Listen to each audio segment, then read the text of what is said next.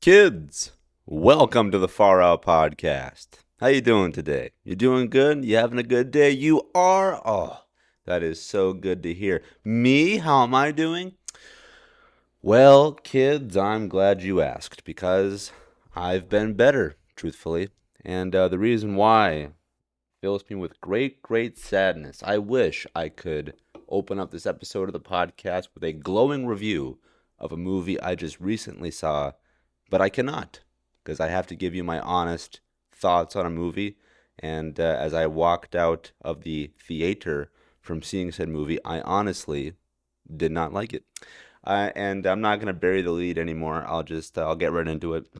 And I'm recording this on June 15th, and I just got out of seeing the new Steven Spielberg movie called Disclosure Day. And yeah, for some listeners who have listened to this podcast before, where I've talked about the ramp up to the release of this movie, and I've just listened to maybe individual episodes that don't even cover Disclosure Day, you'll know that I'm a huge movie fan. So by osmosis, I'm a huge Spielberg fan. And Steven Spielberg is the director of this movie, and he is a filmmaker's filmmaker. If you don't know his name, you absolutely know his work. He's the man behind Jaws, Jurassic Park, one of the co-creators of Indiana Jones. The list goes on. He has made some of the most premier films in the history of filmmaking, frankly. Oftentimes when someone is thinking of a movie, odds are Steven Spielberg had a hand in it, whether he wrote it, directed it, edited it, was some kind of producer. If he even just gave a note, on the back of a napkin or something, Steven Spielberg is a filmmaker's filmmaker because his roots run deep throughout the industry. And so for him to get behind the director's chair again, for him to be so hands-on with this latest movie of his being Disclosure Day, it's a bummer that I left feeling the way that I did. This movie, I don't know how long this one's going to be in terms of a review. I frankly don't really want to talk about it that much, to be honest. I'm really kind of feeling deflated by it. The movie Disclosure Day, just in terms of an elevator pitch, has to do with the disclosure of alien material that essentially confirms, we are not alone. So that's pictures, videos, stuff like that. All this stuff that's happening in the real world around us, where real files are constantly being declassified. It seemed like Steven Spielberg was perhaps on the pulse of this entire thing, and he was able to get a movie out right when this is happening in our real world. And what better way to explore this kind of subject matter than perhaps through a really cool narrative that maybe has some truth to it, yet is wrapped up in a lot of fiction. Maybe if the movie is 75% fiction, there's 25% truth. And I say that not because of just wishful thinking, but for myself, I'm someone who's on the pulse of pop culture. So I remember when this movie got announced. I remember when it was announced that Steven Spielberg was just working on a new movie at Universal Studios. And this movie had such a shroud of secrecy around it that it simply made the movie more intriguing. Because at first it was hey, Mr. Universal, we hear Steven Spielberg is working with you on his new movie. Is that true? I don't know. Maybe not. It's maybe he was here.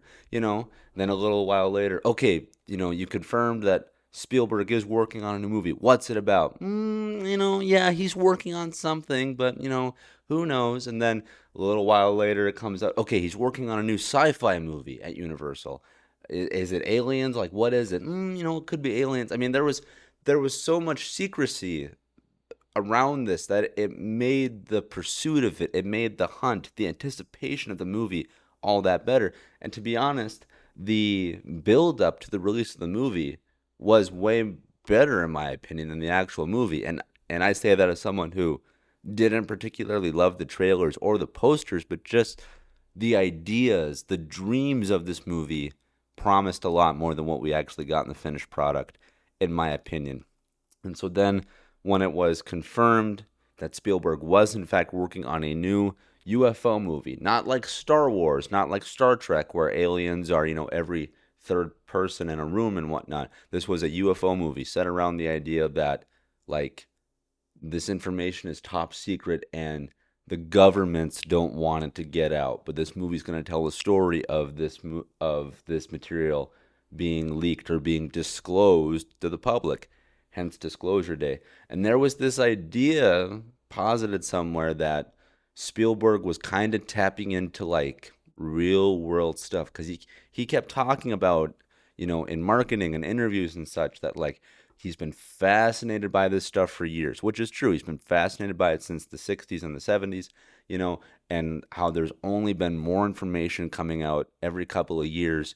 And he's like, now I finally want to go back to this topic because he made a UFO movie called Close Encounters of the Third Kind, which funny enough came out in the year 1977, the same year as the original Star Wars movie came out. And Steven Spielberg is really good friends with George Lucas, and so they quite literally had two sci-fi movies come out in the same year set around aliens, yet they both tackled that subject matter in completely different ways. Star Wars is science fiction fantasy, whereas Close Encounters of the Third Kind is like, what if aliens were real? How would we handle that? And Disclosure Day, more or less, in my opinion, promised the idea of what was set up and say something like a Close Encounters of the Third Kind, yet it was only going to dive in deeper. What would we do if aliens were real? How would we react to that? What's the fallout from that? And that to me is the biggest misfire of Disclosure Day. The movie doesn't deal with that. I'm going to talk about this in kind of a loose context, spoiler-ish. I'm not going to give direct spoilers, but I'm just going to provide context for my stuff. So if you want to go in completely blind, you'll be fine here. Or if you want to go in completely blind, I recommend even just turning this off and whatnot. But again, if you don't mind some additional background information on the movie, then you can continue forward. But I'm not going to give out specific plot points. I'll say this, though. My elevator review of the movie is this. I wish the movie was told in reverse. That's what I wanted from Disclosure Day. I wish the movie was told in reverse. And instead, we get to see this kind of quasi-chase, quasi-pursuit movie that deals with the carriers of information, but doesn't really care for the information itself. And I wanted this movie to be about the package. I wanted this movie to be about the end of it. I didn't want the movie to be so much about the delivery system of said package. There's the saying, it's about the journey, not the destination. Well, I frankly wanted the destination, and then I wanted to go on an interesting journey from what happens after we get to the destination. Pardon me.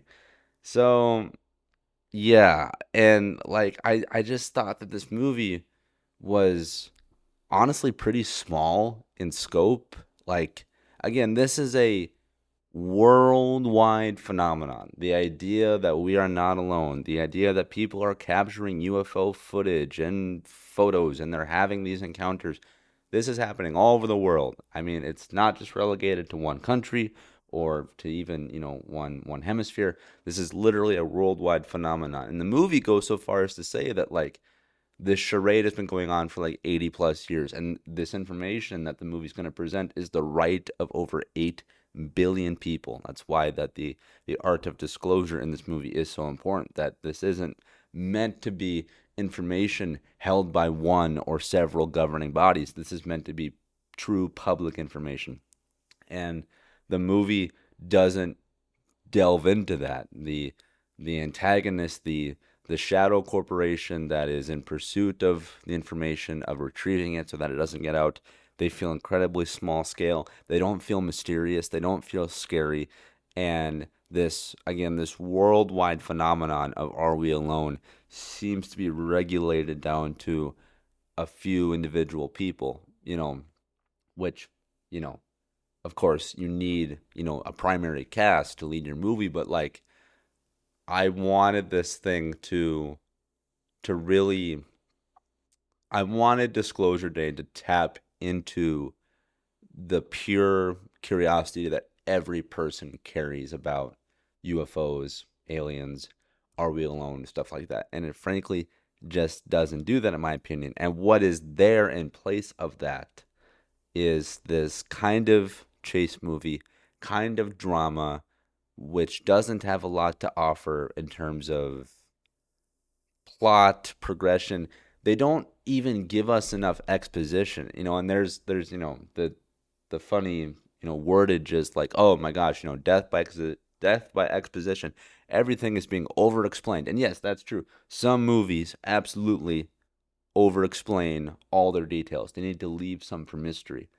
However, I would say that Disclosure Day doesn't give you enough information to go on the journey it wants to. And for myself, when I realized, oh, this isn't the journey I thought I was going on, and I also don't know enough about said journey, why do I want to go on the journey at all? And that's when I checked my watch and I was like, oh boy, I got another hour and 55 minutes left. Well, here we go. I'll say this though. While I could tear this thing to shreds inside and out, there are absolutely some very strong elements. One of them is the music. John Williams provides an incredible score. And, that being said, you don't necessarily go to the movies to listen to great music. That's a nice bonus. That's a nice piece to the puzzle, but you go for a cool plot, cool action, good performances, characters, so on and so forth. So the music isn't enough to redeem the movie. I will say this, though. When the music is there, you feel it, and it is a great presence to have. The atmosphere it sets is really good. And speaking of set performances, Emily Blunt gives a Hall of Fame performance. I mean, the way she taps into the inner emotion, the way in which she literally cries on screen and just trembles at being overwhelmed with the burden of knowledge. It's genuinely interesting, and it's genuinely like palpable. Like you do feel what she's going through. She herself is magnificent in the movie. That's pretty much all I got though for positives. I did not care for really anything else beyond one of the performances and some of the music. Yeah, and I thought the action was dull. I thought that the plot was dull. I thought the sense of stakes were dull. I even thought that the color palette the movie presents itself in was too muted. Everything looks gray, lifeless, washed out. Yeah, I did not understand some of the creative decisions made throughout this movie. Like, there are movies you can watch like that make a decision or two and you're like, I wouldn't do that, but I could see why they did that, so let's follow along here. With Disclosure Day, there were several points I was like, why? Like genuinely, what is the upside of removing the color? What is the upside of doing this? What is the upside of doing that? Like there were points where I was like, Mr. Spielberg, I just wanted to raise my hand in class and I just wanted to be like, Mr. Spielberg, I don't understand. Like I don't understand. Like, so yeah, Disclosure Day. Look, wasn't one of my most anticipated movies of the year. No, it was not. To be honest, it was kind of an afterthought. Things like Project Hail Mary, Supergirl, Dune 3. Those are big, heavy hitters I've been looking forward to, and I still am looking forward to some of them. But Disclosure Day by no means was, the runt of the litter. It was just like in this treasure trove of great movies coming out, Disclosure Day was just a little more on the back burner, a little lower on the totem pole, so to speak. So, I went in with kind of relatively low expectations. When that happens, you would think that the movie would elevate itself and that, by surpassing my low expectations, I would, walk out feeling that much more highly about it, that much more energized. And Disclosure Day could not overcome my low expectations. And so Was it one of my most anticipated movies of the year? No. But I'll say this, though. It is one of my most disappointing, just in the sense that, like, again, UFOs, like, aliens, cool. UFOs, amazing. Present that in a real context. Make me just salivate with curiosity. Like, make me wonder, like, what's real, what's not. What does this mean? What does it not mean? Stuff like that. And it's directed by Steven Spielberg, of all people. One of the best in the business to ever do it. I mean, this should be a zeitgeist movie that we're talking about for months and years, going on. Like, again, I wanted this movie to foster the conversation of, yeah. I know it's a movie. I know it's fiction, but, like, you think that was real? You think that was based on something like that one shot of that UFO, that one shot of that alien? Like, you think he kind of, maybe Spielberg saw something, and maybe he made a version of it in the movie. Like, I wanted that natural curiosity to come out of this movie, and it just didn't, to be honest. So yeah, again, if I wanted to go into full spoilers, I could shoot this thing up, in 18 different ways, but I'm not gonna do that. And even now, just I'm talking about this movie more than I even wanted to. But yeah, in my short review of Interstellar, I wish I was watching Interstellar. In my short review of Disclosure Day, I was disappointed by it. I wasn't thrilled by it. Emily Blunt gave a great performance. The music is really good. However, I wish the movie ultimately was told in reverse. And yeah, those are my thoughts on Disclosure Day. But if you're someone who is still looking forward to it and still wants to see it, God bless you. I hope you go out, and I hope you love it. And even if you did go out and you've seen Disclosure Day already and you think this is the best movie of 2026, that's fantastic. I do not mean to ruin anyone's parade. I'm just saying for myself, it did not work. But, oh well. I still am happy that I saw it. But yeah, that's my review of Disclosure Day.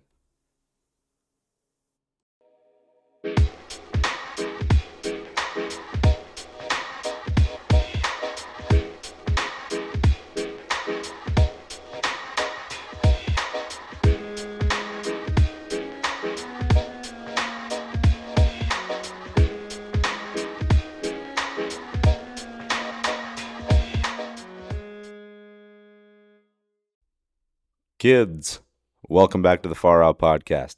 At the time of this recording for this segment, it is now Wednesday, June 17th, and I have just finished the animated Star Wars series called Maul, Shadow Lord.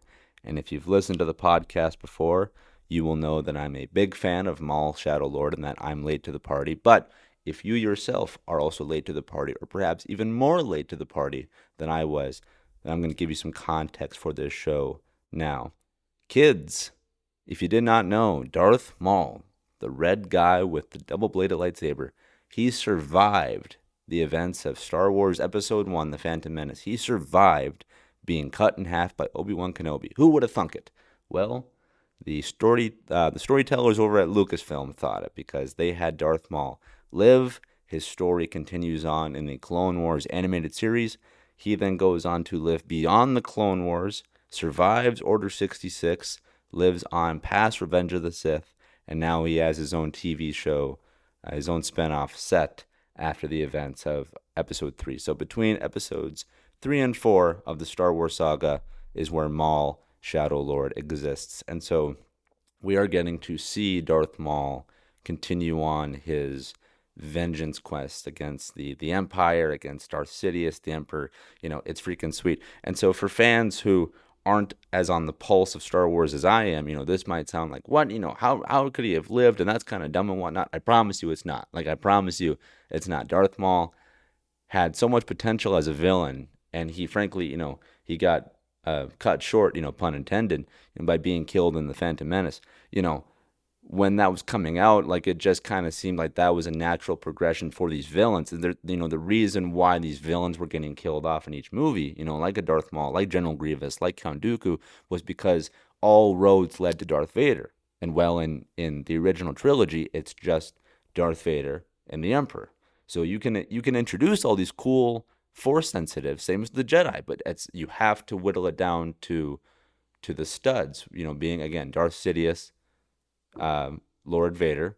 You got Luke Skywalker, Obi-Wan Kenobi, and Yoda. So, you have to funnel these people into a singular point. Hence why we have Order 66 to take care of the Jedi, and that's why all these characters that got introduced, all these villain characters that got introduced in the prequel trilogies, they don't live beyond the prequel trilogy. Well, for Darth Maul, he's an exception, and he does make it beyond the prequel trilogy. And what's cool is that Darth Maul, his show Shadow Lord, is set during the transition period from Republic to Empire, and so like there are stormtroopers, but they don't quite look like stormtroopers. Like they're using almost like prototype stormtrooper armor, and there are Star Destroyers, but they're not quite using full Imperial tech. Like they're still flying like Republic gunships, the LAATs, I believe is what they're called, which are freaking sweet. So just seeing the literal melding of technologies, seeing the changing of the guard, in Star Wars from literally the Republic to the Empire, freaking sweet. And the TV show The Bad Batch, which focuses on the clones, that's an extension of the Clone Wars TV show that does that as well, and it's freaking awesome. You get to see clone troopers literally phased out. They literally take time out of the episodes to talk about how the clone troopers are going into like quote unquote forced retirement, because now they're going to bring in the Imperial stormtroopers. And as you know, or maybe you don't know, but the behind the scenes stuff is like, yeah, the clones kind of stuck around until they didn't. And then the stormtroopers we see in A New Hope, Empire Strikes Back, Return of the Jedi, those are all, just your standard military. People can literally, sign up. In fact, in A New Hope, Luke Skywalker says, I've been thinking about going to the academy. He's talking about going to the Imperial Academy, to sign up to join the Empire, because why not? That's the primary fighting force. But I'm getting a little bit ahead of myself. So Darth Maul, his TV show exists in the changing of the guard. Freaking sweet. Also, I'm going to talk about Shadow Lord in spoilers. Okay, I'm going to talk about it in spoilers. The first season is over. There are more seasons coming, at least one more, season 2. I've heard that there's going to probably be a total of 3, which would follow the trajectory of former Star Wars shows, because Bad Batch had 3, Rebels had 4, so Maul getting 3 would be about right. But I am going to talk about this in spoiler territory, so you have been warned. If you don't want to know everything about Shadow Lord or just full context on things, you have been warned. Okay, 3, 2, 1, boom, we're in spoiler territory. So with Darth Maul, with Shadow Lord now existing after Revenge of the Sith, we get to see Darth Maul versus Darth Vader, because Darth Maul is causing mayhem. He's still a thorn in the Empire side, and who better to take out Darth Maul than a dark side user, that being Darth Vader. And that's the season finale, and that's freaking sweet. I mean, that's not done via a comic book or a video game or fan art. That is official, canonical Star Wars storytelling, that Darth Maul and Darth Vader not only crossed paths, but they also crossed sabers. Like, it's freaking sweet. And like, not only is that just cool in its own right, but like the LucasArts animation team, they just get better each time they go back to this. Like, the Clone Wars looked incredible with every passing season. The Bad Batch looked better. Now we get to Maul, Shadow Lord, and the way they use colors and lighting and sounds, it's just top-notch animation. There are shots in Shadow Lord that look photoreal. I'm not even kidding.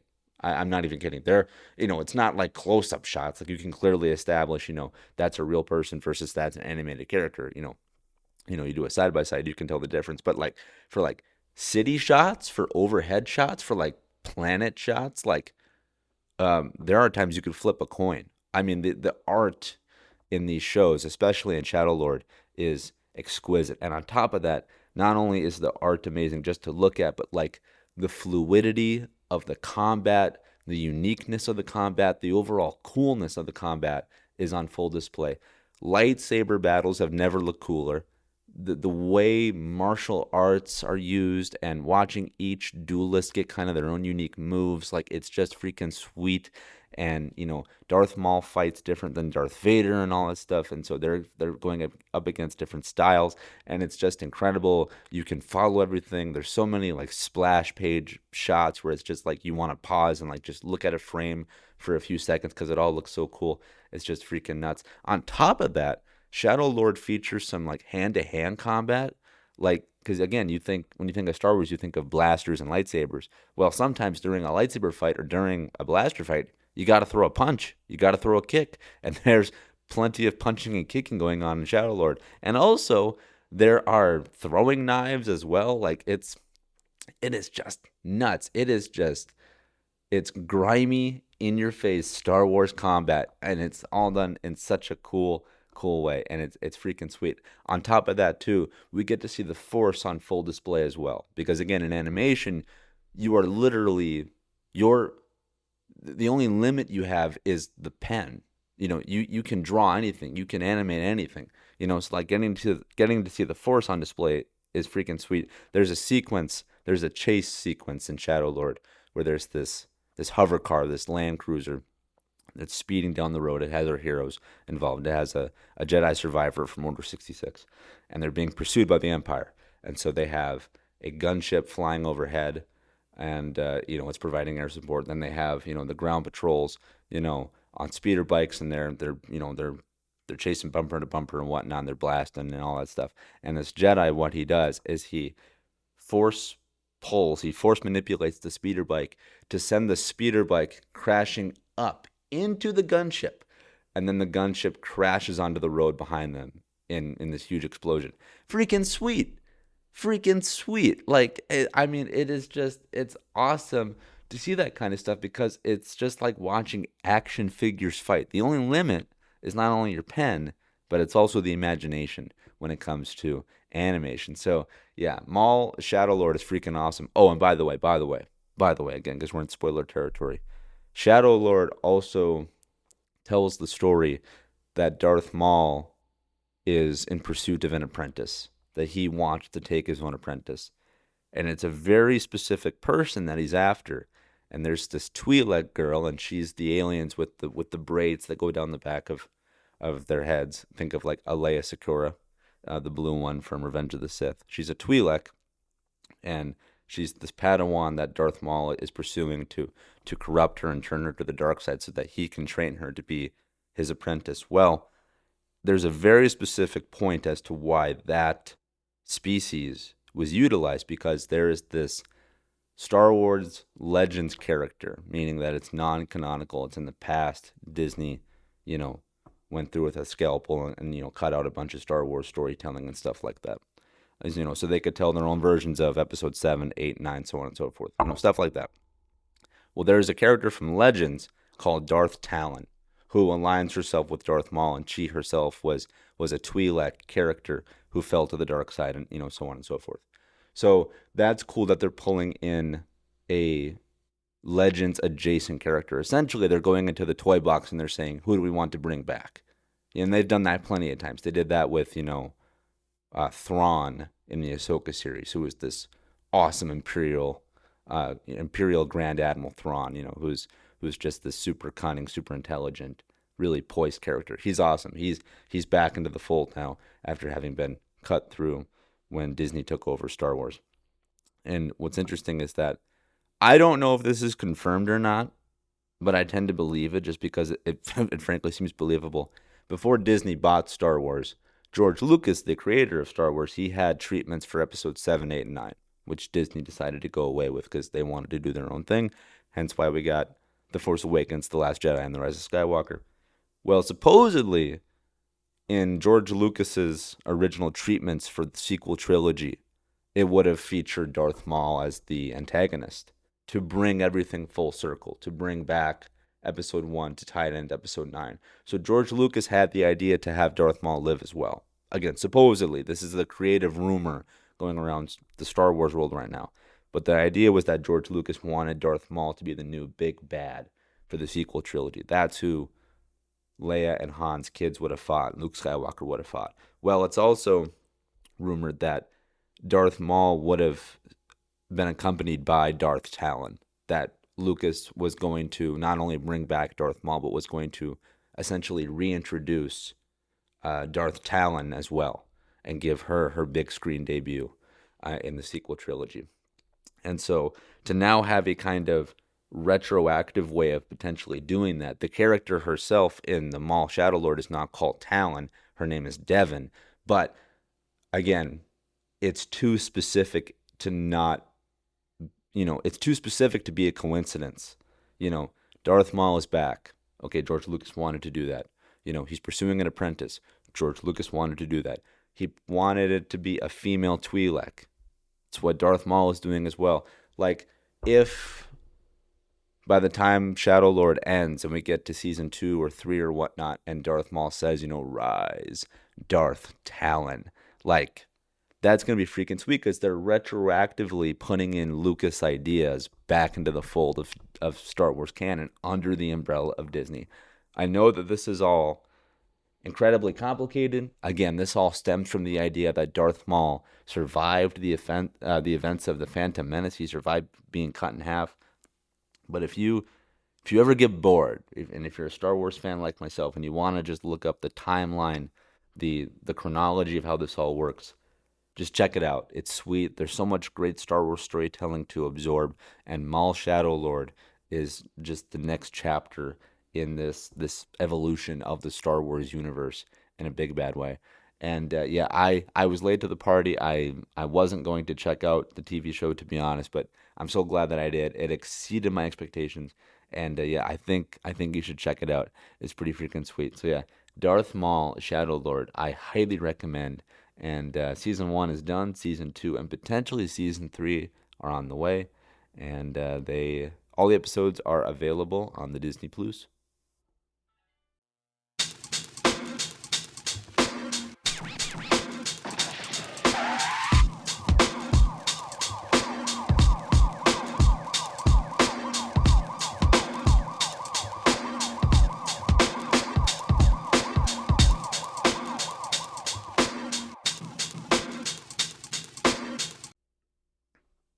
All right, kids, moving on.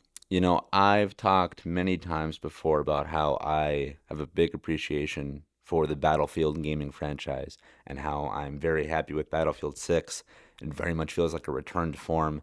It's continuously fun. I love the maps, the gunplay, all that stuff. Well, in addition to all that stuff, Battlefield 6 not only brings the franchise back to a return to form, so to speak, just broadly speaking, but they also bring back campaigns. They bring back story mode to the franchise, which was lost. Well, technically, Battlefield 1 and 5 had abbreviated campaigns called War Stories, which weren't full narrative campaigns. They were just like little episodes, little vignettes that told individual stories, not one overarching one. Still fun, still cool. I really enjoyed War Stories, but they weren't like, chapter 1 to chapter 10. It was like, here's 2 chapters, then here's 2 more, then here's 4 more, and they're not connected at all. They're just meant to literally just tell stories from the war.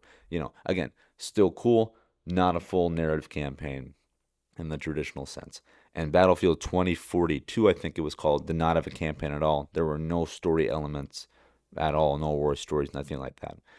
Well, now here comes Battlefield 6, again, a return to form in terms of gunplay, in terms of gameplay, in terms of, all this stuff, storytelling included.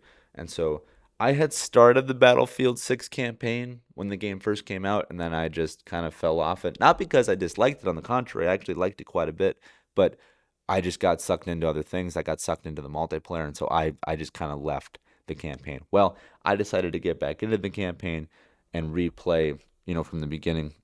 And so now I've replayed Mission 1. And I gotta say, while the campaign itself doesn't appear to blow my socks off in any way, it's there is a fun factor to it. I'm very glad that it's there. Okay, but like it's not like it's a Halo campaign. It's not like it's a Titanfall 2 campaign, even though Titanfall 2 is done via EA, which is the developer. No, Battlefield Studios is the developer. I can't think of it. EA is the parent company of Battlefield and Titanfall 2. So it's just it's funny that both those games fall under the same corporate umbrella, yet there's a clear distinction in quality. I'm just making an observation here. I don't mean to boggle everything down in the weeds, but you know what I mean. Anyway, um, there are games that tell legitimately great stories in legitimately fun ways. I don't think Battlefield 6 is going to be that. You know, the combat is pretty basic. It's pretty stripped down from multiplayer.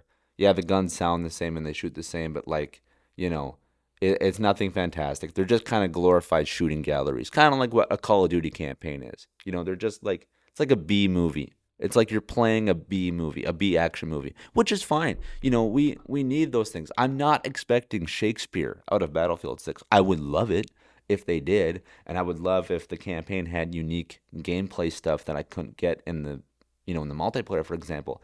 Doesn't appear to be the case as I replay the first mission. However, what I think it lacks in overall narrative punch and what I think it lacks in overall gameplay applications, I'll say this though, the atmosphere of it is cool. The atmosphere of it is very cool. And that to me is worth something because I like being invested. I like the sense of immersion when it comes to my shooter games. I'm I like to play them in a very realistic fashion. Like I like to treat them as if like they were real. Like I like to get into the zone with them. So like if I'm playing a Battlefield campaign or a Call of Duty campaign, stuff like that, you know, everyone's played a shooter before, so hold the trigger button to, fire all your bullets. Well, when I play a campaign, I don't do that. I don't just, hold down the trigger and mow down enemies and, move through the mission inside of 5 minutes. No, I'm like, okay, I know that in the real world you're supposed to do burst fire or single fire. And so I will literally, you know, shoot in controlled fashion as opposed to just, having just this fire hose of bullets and whatnot. And I'm not chucking grenades every 5 seconds either, and all that stuff. I like to play in a very tactile way. So like, when I shoot in controlled bursts, okay, say I have a 30 round mag and I get through this first wave of enemies. Okay, I have 20 rounds left. I'm not going to automatically reload. I'm not going to reload, So I will push through with whatever remains in my magazine, whether it's 20 rounds or 2 rounds. I'm going to push through because I like that sense of adding that extra layer of danger to it.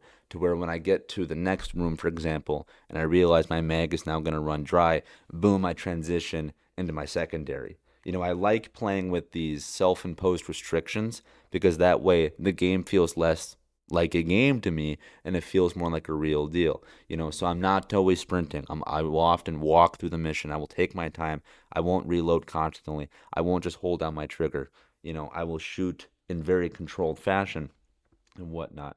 And so I like to do that with the Battlefield 6 campaign. And so the atmosphere is providing more fuel to that fire, so to speak. And there's a really cool sequence when the first mission ends, quasi spoilers, but for the story. But there's this sequence when the mission ends, you see kind of this aftermath. It's set like 1 year later, and you're not even playing. You're watching this happen. This is a cutscene.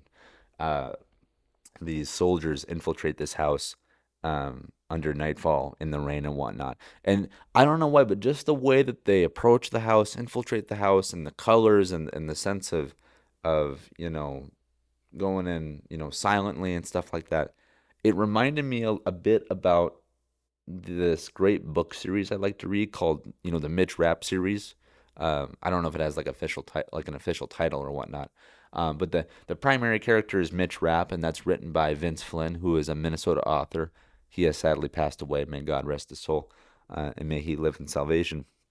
But I'm biased because I love the Mitch Rapp series. I've read like 4 or 5 of the books and whatnot, and they're a cool spy espionage thriller series. But just the way that this mission ends in Battlefield 6, and again, you're watching these troopers, approach this house under nightfall, just reminded me for some weird reason of the Mitch Rapp series. I don't know why. Again, maybe that's just me.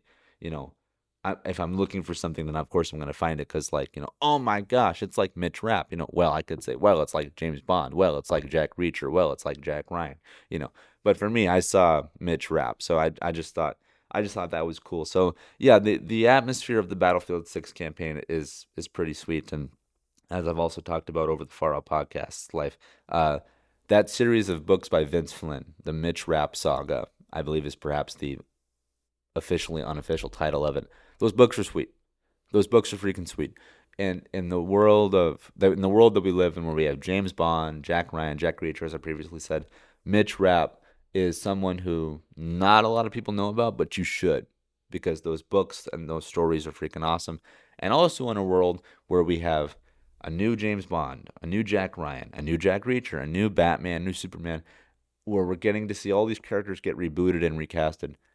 Give the Mitch Rapp series another crack. Hollywood, if you're listening, and I know that you are, please take another run at the Mitch Rapp series. We did that attempt in 2014 with Dylan O'Brien in the lead role. He was good as the character. I'll say that. He was the casting wasn't the issue. That cast was great. Great. I mean, you had Dylan O'Brien, you had Taylor Kitsch, you had I'm blanking on their names. I can picture their faces. But you had a great cast in that movie called American Assassin, based off the book of the same name from the Vince Rapp series, or from the Vince Flynn series. Sorry, tongue twister there. Take another crack at it. It's like 25 books deep. There you go. You got 25 movies right there. You got 25 seasons of TV. Boom, go. So yeah, the Battlefield 6 campaign is cool. It appears to be cool. I hope it persists. And then the Mitch Rapp series, written by Vince Flynn, really really cool book series. I recommend those. And it's cool to see stories exist in all these cool mediums, from movies to TV to books and even to video games. There's enjoyment to be had in all these different forms. And so just dive on in.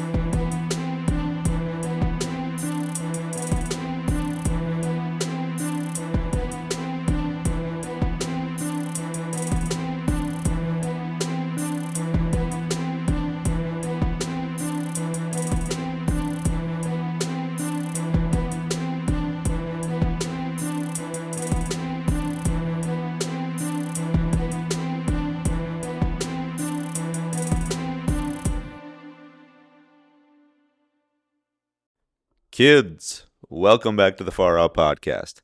It is now Thursday, June 18th as I record this segment, and I want to give y'all an update on the Minnesota Twins. I'm encouraging you kids to stop the clock, because at the time of this recording, the Twins are now on a 4-game win streak. So please, take a moment, take a snapshot, because who knows if it's going to get any better or any worse. But for this singular moment, I wanted to take a minute here to highlight my favorite team, because the Twins, they've had a so-so season. We'll go on a massive win streak where we get like 5, 6, 7 wins.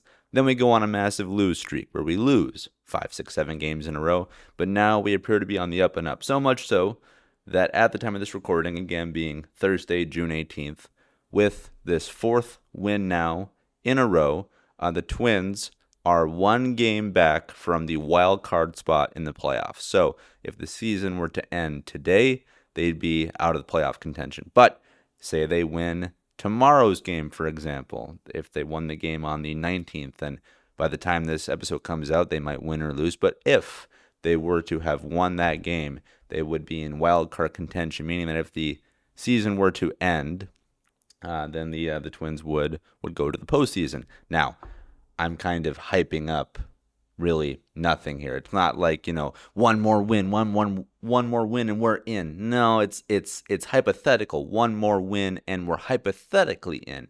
There's a lot of season left. The Twins could go underwater. We could rise to the occasion.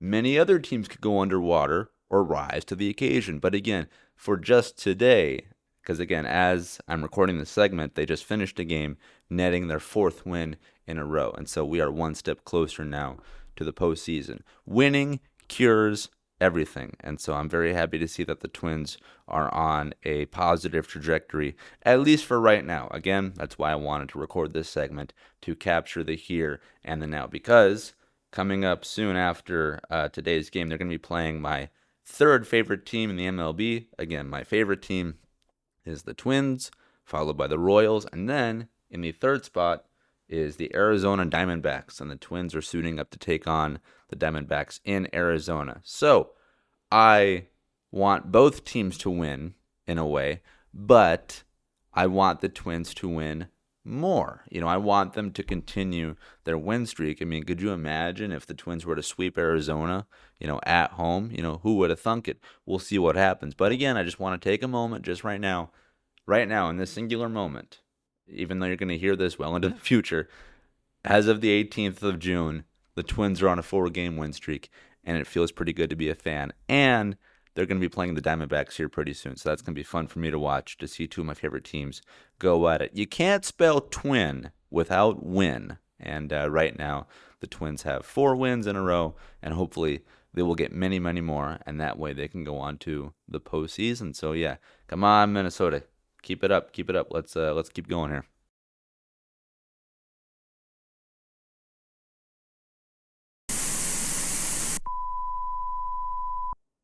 All right, kids, moving on from our previous topic, I want to talk about a new movie coming out that is 1 calendar month away. Technically less than a calendar month away, as this movie comes out on the 17th of July, and it is now the 18th of June, so technically 29 days away at the time of this recording, and I am talking about the upcoming Christopher Nolan movie titled The Odyssey.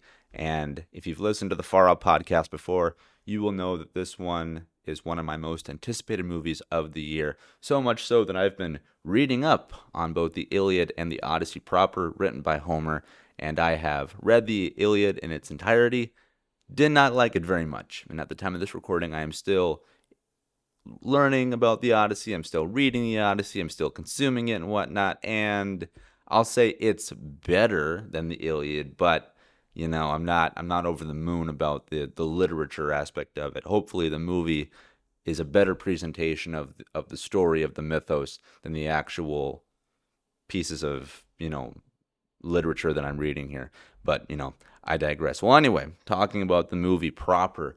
As the movie is fast approaching, again, we are inside now of 1 month of the movie releasing, there have been new posters and new behind-the-scenes featurettes for the movie. One of the posters is pretty cool here, featuring Matt Damon, Odysseus, standing in front of what appears to be some giant soldiers, and I mean giant as in literally. These guys appears to be like 7, 8, 9, 10 feet tall, and yeah, it's pretty interesting.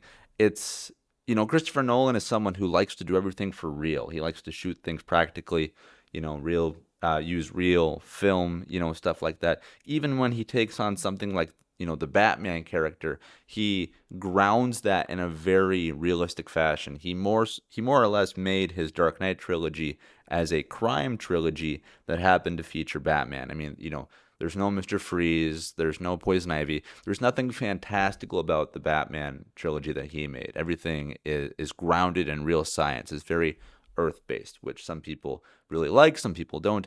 I myself like that approach. I like that grounded feel. So when it comes to the Odyssey, he's kind of going out of his realm per se. Of course, he's dealt with things of a scientific nature before. Look at something like Interstellar, Inception, Tenet, for example.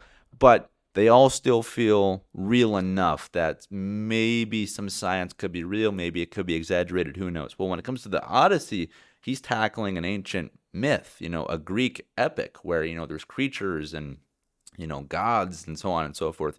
And these soldiers here that we see in this poster and in the latest trailer, these are literally larger than life. I mean, they are taller, than your average person here. And so I've just find it funny that I'm reminded that, oh yeah, the Christopher Nolan is going to shoot this as air quotes for real as possible, yet it's still a rendition of a myth. And in this myth, you're going to have Odysseus, you're going to have Matt Damon here facing off against giant soldiers. So I really like this trailer.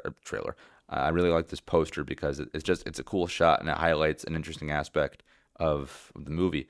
This next poster show, though, the Dolby one, this one I think is awesome. I think this one is perhaps the best poster that's been released in the entirety of the film's marketing. I really enjoyed the first couple of posters, but this one here, the Dolby Cinema one, just love this. You have, again, Matt Damon's Odysseus just standing in a cave here, backlit, and it's highlighting him in full silhouette. You get, his body, you get his helmet with the feathers up on top there. You also get the sword at his side. I just really like this image. This to me captures the tone quite well. I love the sense of mystery. I love the sense of adventure. I love the sense of it being ominous. You don't know what's around the corner. Minor spoiler, but in the trailer it reveals that this is a cave where a Cyclops lives, and so Matt Damon is going to have to face a Cyclops. But yeah, really enjoy these last couple of posters. Again, the Dolby Cinema one in particular, really enjoy that poster. Moving on now into actual stuff that you can watch as opposed to just, looking at in terms of snapshots. There have been some behind the scenes stuff, and they just show the pure level of artistry going into creating the Odyssey as a movie. Again, as I said previously, Christopher Nolan loves to shoot stuff for real and on literal traditional film. In this movie in particular, he's shooting an entirely IMAX film. He's using the IMAX presentation to its fullest degree, and he's talking about how, he built real ships to really sail the ocean, how they're wearing, imitation armor that's meant to be, historically accurate, how they're shooting on locations in Greece and stuff like that. Like, it's freaking nuts, the level of detail going into these movies, or going into this movie per se. And the painstaking amount of detail that's going into every little nook and cranny here is crazy. This is going to sound cliche, and it honestly is, but it's also the truth. This movie feels different because, in my opinion, it is different. All movies are not shot this way. Most movies utilize sound stages, special effects, so on and so forth. And of course, I'm sure that this movie did some of that. I'm sure that they had to use some, interiors to simulate this stuff. And of course, there are special effects. Again, they're fighting a giant Cyclops. There's going to be some computer manipulation. But if you watch this behind the scenes stuff, you know that they're going out of their way to create as much as they can for real for this movie. And the tactileness to this makes it feel all that more grand and all that more real. And I think it's going to really be a treat for us as an audience, knowing that there is a level of, a level of passion that goes into this that respectfully might not go into every other movie. Again, artists love to play, they love to create, but with Christopher Nolan, this is like his life. And so, he's going out of his way to present this to us in just the most pristine ways possible. And so, yeah, if you haven't seen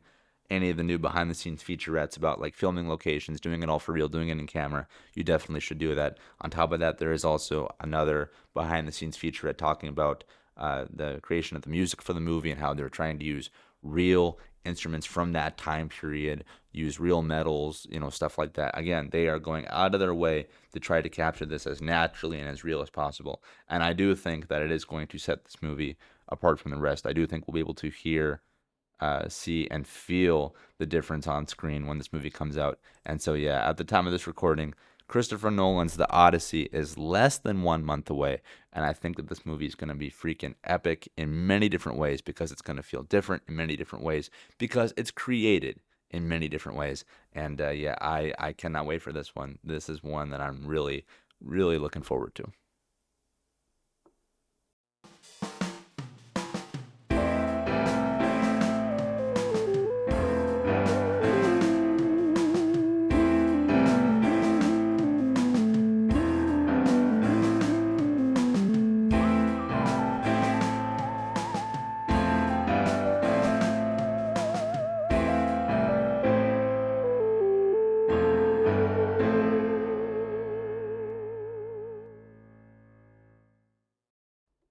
Kids, welcome back to the Far Out Podcast. And it's also a welcome back for me as well because at the time of this recording, for this segment. It is now July 2nd, and funny enough, when I looked back at the recordings for episode 67, the one that you're listening to right now, some of those went back as far as like the second week of June into like the third week. I think the first segment was like the 15th, second segment was like the 18th, stuff like that.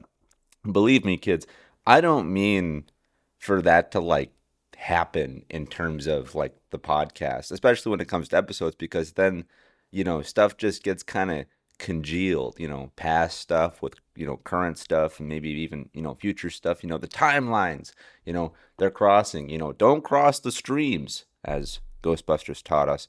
But yeah, so, you know, it's not what I intended, but life moves pretty quick. If you don't stop every once in a while to take a look at it, might skip you by. Thank you again, Mr. Ferris Bueller. But yeah, so in the spirit of that, a lot of stuff has happened. Like the Odyssey is even closer now than when I recorded that last segment. The Minnesota Twins are kind of, we're going back and forth on that. But also, speaking of sports and Minnesota sports, my Timberwolves have done a bunch of stuff and junk.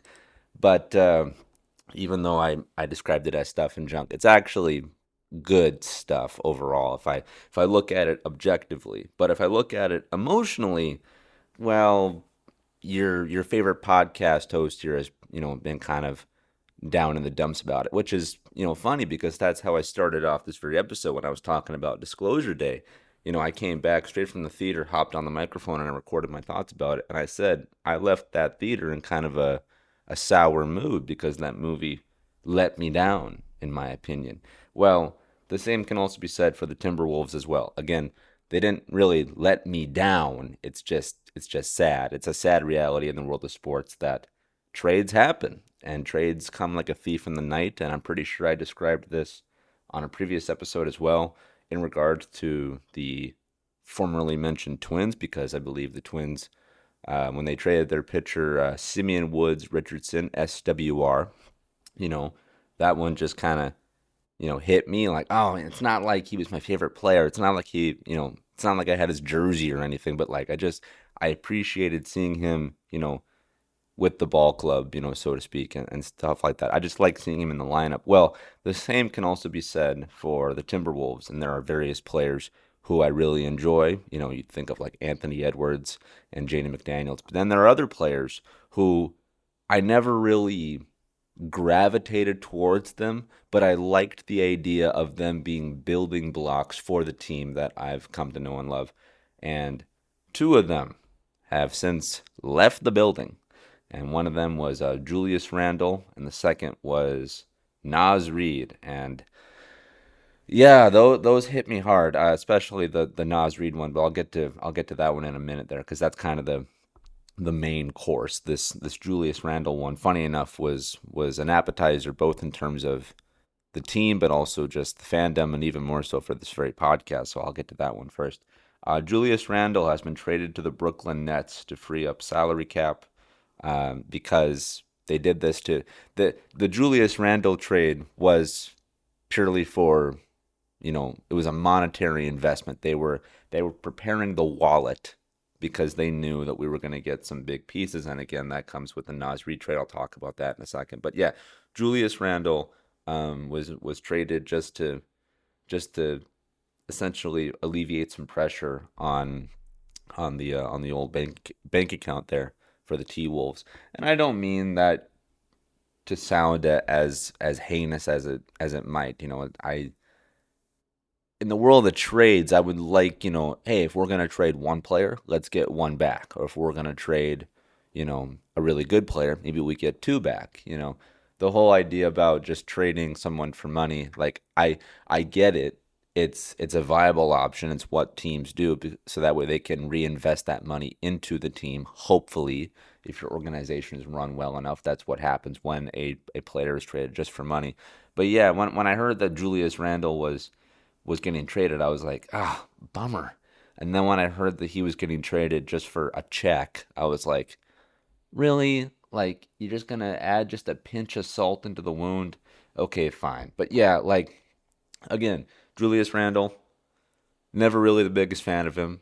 You know, he wasn't one of my favorite players. He did not make me a fan of the team. I know everyone looks to Anthony Edwards as being the star of the team, him being, the face of the franchise, which he is for various reasons and to a lot of people. For myself, though, it was Jaden McDaniels that made me a fan. It was him. When I saw him play in Game 7 of the playoffs against the Denver Nuggets, the way he was moving was that captivated me, and so if he were to say get traded, then that would really hurt because he was my introduction to the team. Then you go on to other players like Anthony Edwards, but the same can be said for Julius Randle. When I discovered the T-Wolves, I started to pick up on the names, Edwards, Julius Randle, Naz Reid, so on and so forth.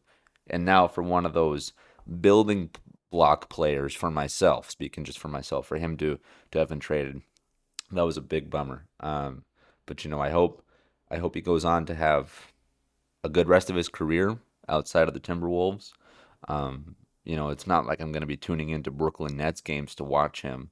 No, I won't. But the same can also be said for like Karl Anthony Towns. Like when he got traded, when Cat got traded, that was a rough one because again, I had just gotten into the team and I was starting to pick up on kind of the who's who of the team. And then when he got traded, I was like, freaking A, man, what are we doing here? So I got on very late on the Karl Anthony Towns trade, and then again when he gets traded, he goes to the Knicks. And now the Knicks just won the whole gosh darn thing with Cat on their teams, so go crazy. The Minnesota sports curse totally exists. I'm looking at you, Sam Darnold, but whatever. Yeah, so again, just for Julius Randle to get traded, I was just like, bummer. But then the real one that caught myself by surprise and the fandom at large by surprise. I've seen nothing but an outpouring of love, respect, sadness, some anger too, in regards to this one. Naz Reid was traded to the Charlotte Hornets in exchange for LaMelo Ball and Josh Green. But LaMelo Ball is really he's kind of the centerpiece of this whole thing. No disrespect to Josh Green, but let's just call a spade here. But yeah, this was described as a blockbuster trade, and Naz Reid was not my favorite player on the Wolves, but he was certainly a fan favorite across the whole fandom, and this trade was packaged not only with Naz Reid but also a couple of picks, first round, second rounds, the whole deal. We had to offer up the farm essentially to the Charlotte Hornets to get LaMelo Ball and Josh Green, and so what we're getting in return, I think, will be worth it. Because again, in the aftermath of this, as the wound is healing, as myself and all the other Wolves fans out there are healing from the fact that we now no longer have Naz Reid, I'm looking at it, I'm going, you know what? In the grand scheme of things, I might not like it right now, but I will like it in the future because LaMelo Ball is a great player, and Josh Green, we're just, adding a piece in terms of, forwards because that's what he is.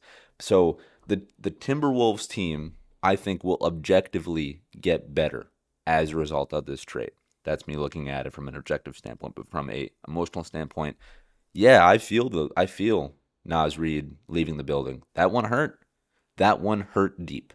Again, not on the same level that say a Jaden McDaniels trade would hit me, but that was when Naz Reid. I didn't think I kind of thought he was almost an untouchable player, like Anthony Edwards.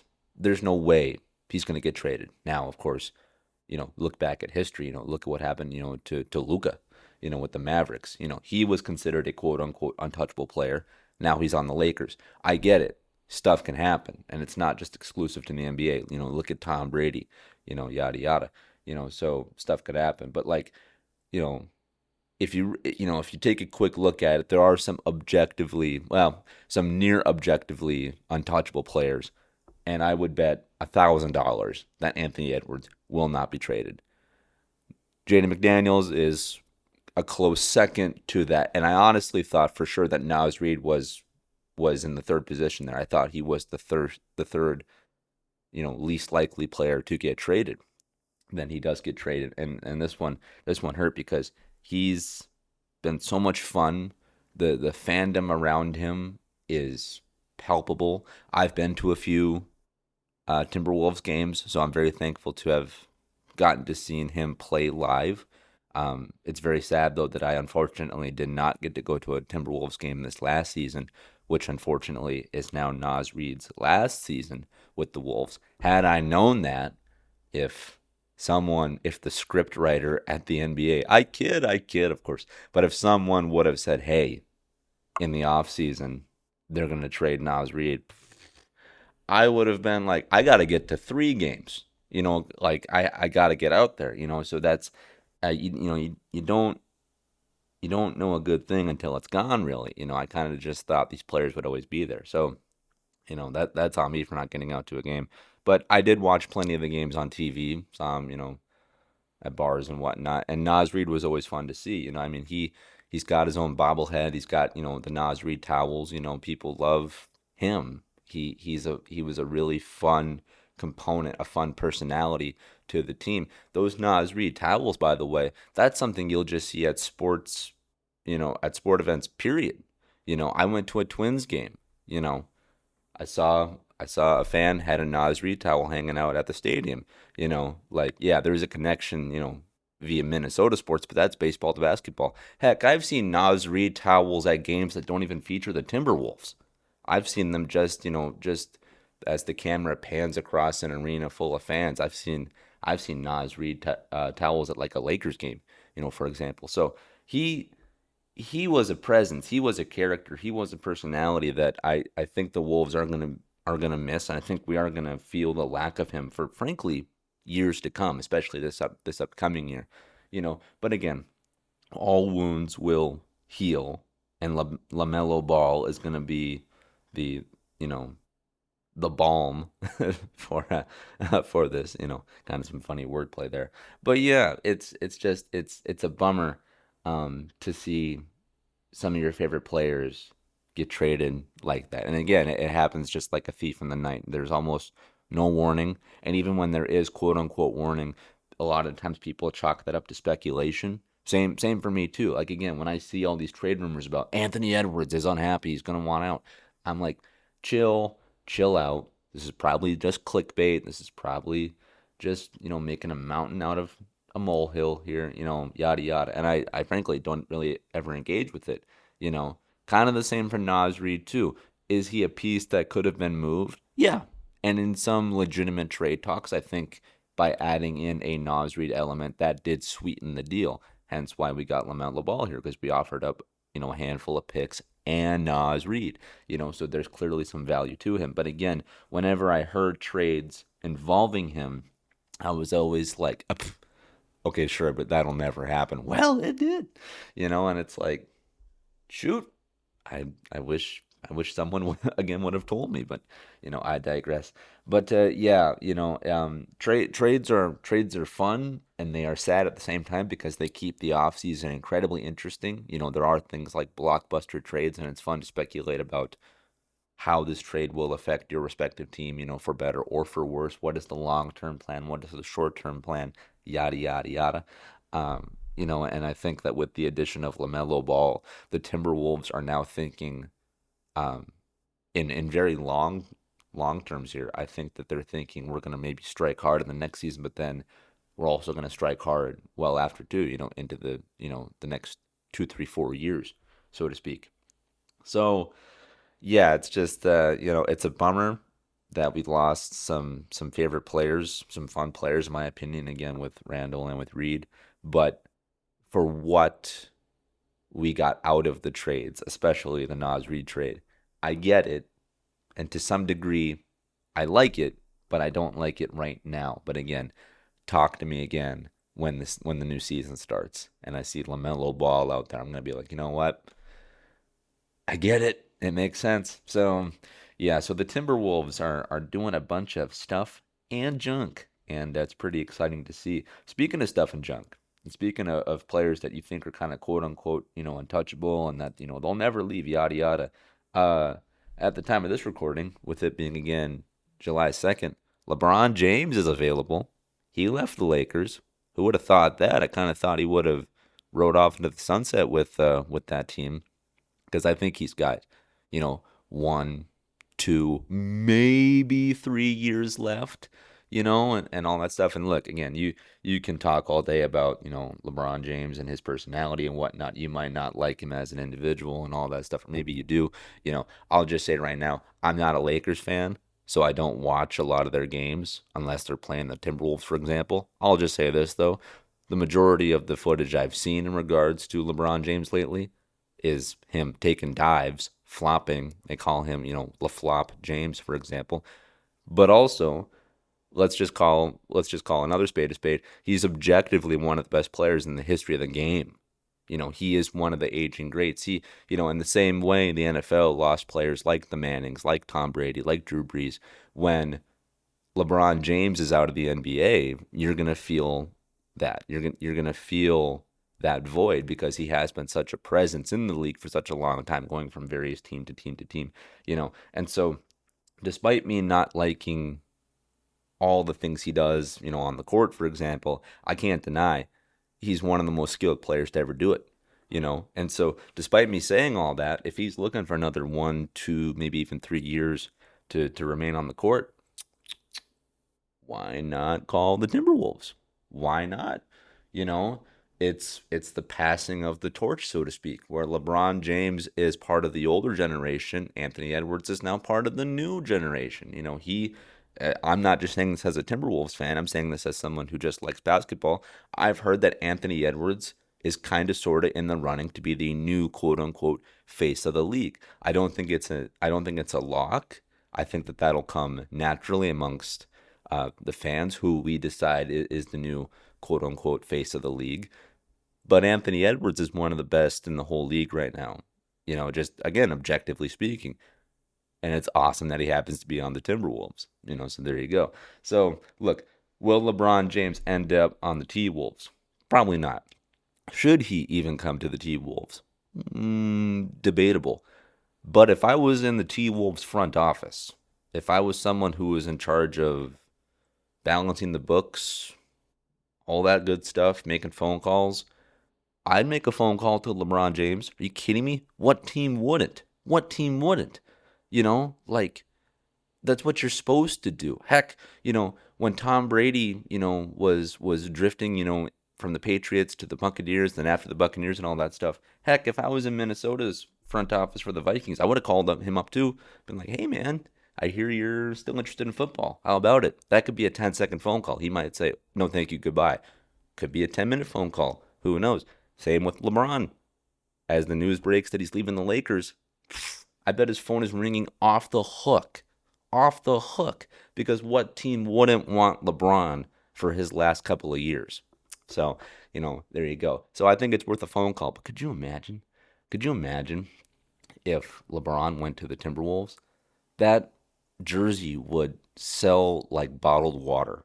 I mean, oh my gosh. And that's why I think every team is calling him nonstop because they know that their merchandise is going to fly off the wall.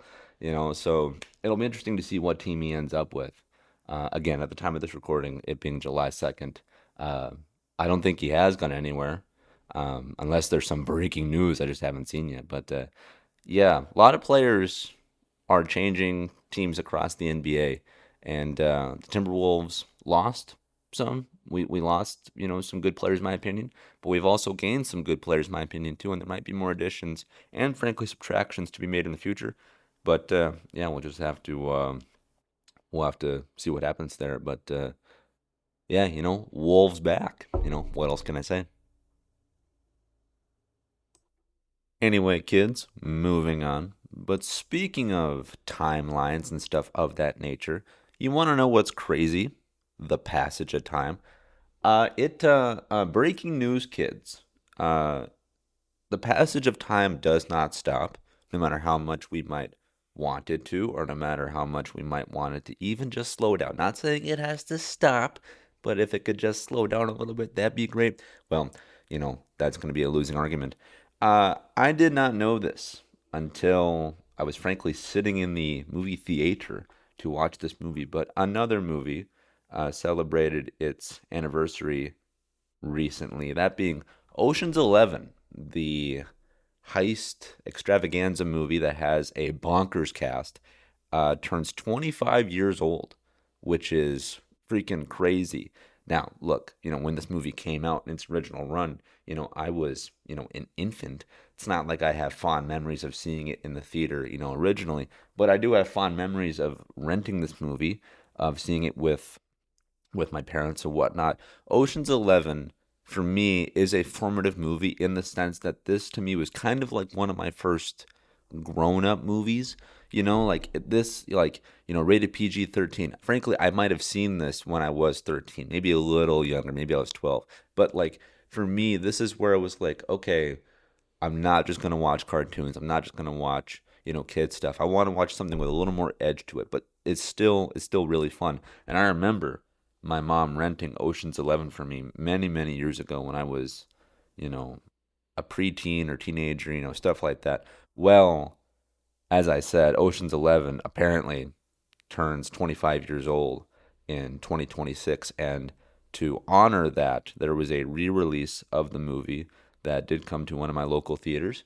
And my mother and I went to go see the movie in theaters. And it's awesome.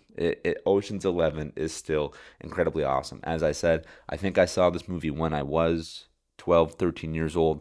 I then rewatched it when I was in college, so that would put me in my early 20s, and now I'm in my late 20s. So I go several years in between rewatches of Ocean's 11. And because of that, I frankly kind of rediscovered the movie for the quote unquote first time, all over again. So I've rediscovered Ocean's 11 for like the third time now. And when when I rediscovered it again, sitting in the theater with my mom, wow, it just gobsmacked me. Ocean's 11 is fun, funny, charming, light on its feet. It is intricate yet very easy to understand. This is a complex heist movie. It's not just a heist movie of we're going to rob one location. It's like, no, we're going to rob multiple locations simultaneously. And it's like, how does that all work? How does that funnel in? And Ocean's 11 isn't just a cool title for the sake of, words. 11 is how many people are involved in this heist. So it's not just a tight crew of three, four, or five. No, it's 11 people deep. That's like two Avengers teams. Yeah. How do you tell a movie? How do you convey a story that involves 11 plus characters and multiple heist locations all funneled into one singular point, one singular narrative? How do you do that? Well, Ocean's 11 does that in spades. And yeah, as I said just a second ago, the cast of Ocean's 11 is phenomenal, and all these actors, and most of them, are still relevant, still working. If they haven't, retired or God forbid, passed away. Some of them have, but like, let me just rattle off a few of these names here: George Clooney, Julia Roberts, Matt Damon, Brad Pitt, Andy Garcia, Bernie Mac. I mean, the list goes on. It does genuinely just go on and on and on. And Ocean's 11 has spawned several sequels as well. And I hear that there are still movies to be made in the Ocean's 11 universe. And so, yeah, look, Ocean's 11 is a spectacular movie. If you haven't seen it before, treat yourself, because it's one of the greatest heist movies in my opinion. And yeah, at this time, George Clooney and Brad Pitt in the early 2000s, this is like the height of their game. I mean, they are like, the world is their oyster. Like, and the way that they move and operate and talk and walk, they they move like panthers throughout this whole movie. They're just fun to watch. They're so fun to watch, and like, this movie is such a great time capsule of talent, of filmmaking techniques, of the way a story can progress. It's also just incredibly well written. Yeah, Ocean's 11 is just it's awesome. So again, if you haven't seen it, I really truly do recommend that you do. I think this is one that people are just going to flock to when it kind of, has re-entered the conversation again because of its anniversary. Or if you're someone like myself who has not seen the movie for several years, treat yourself.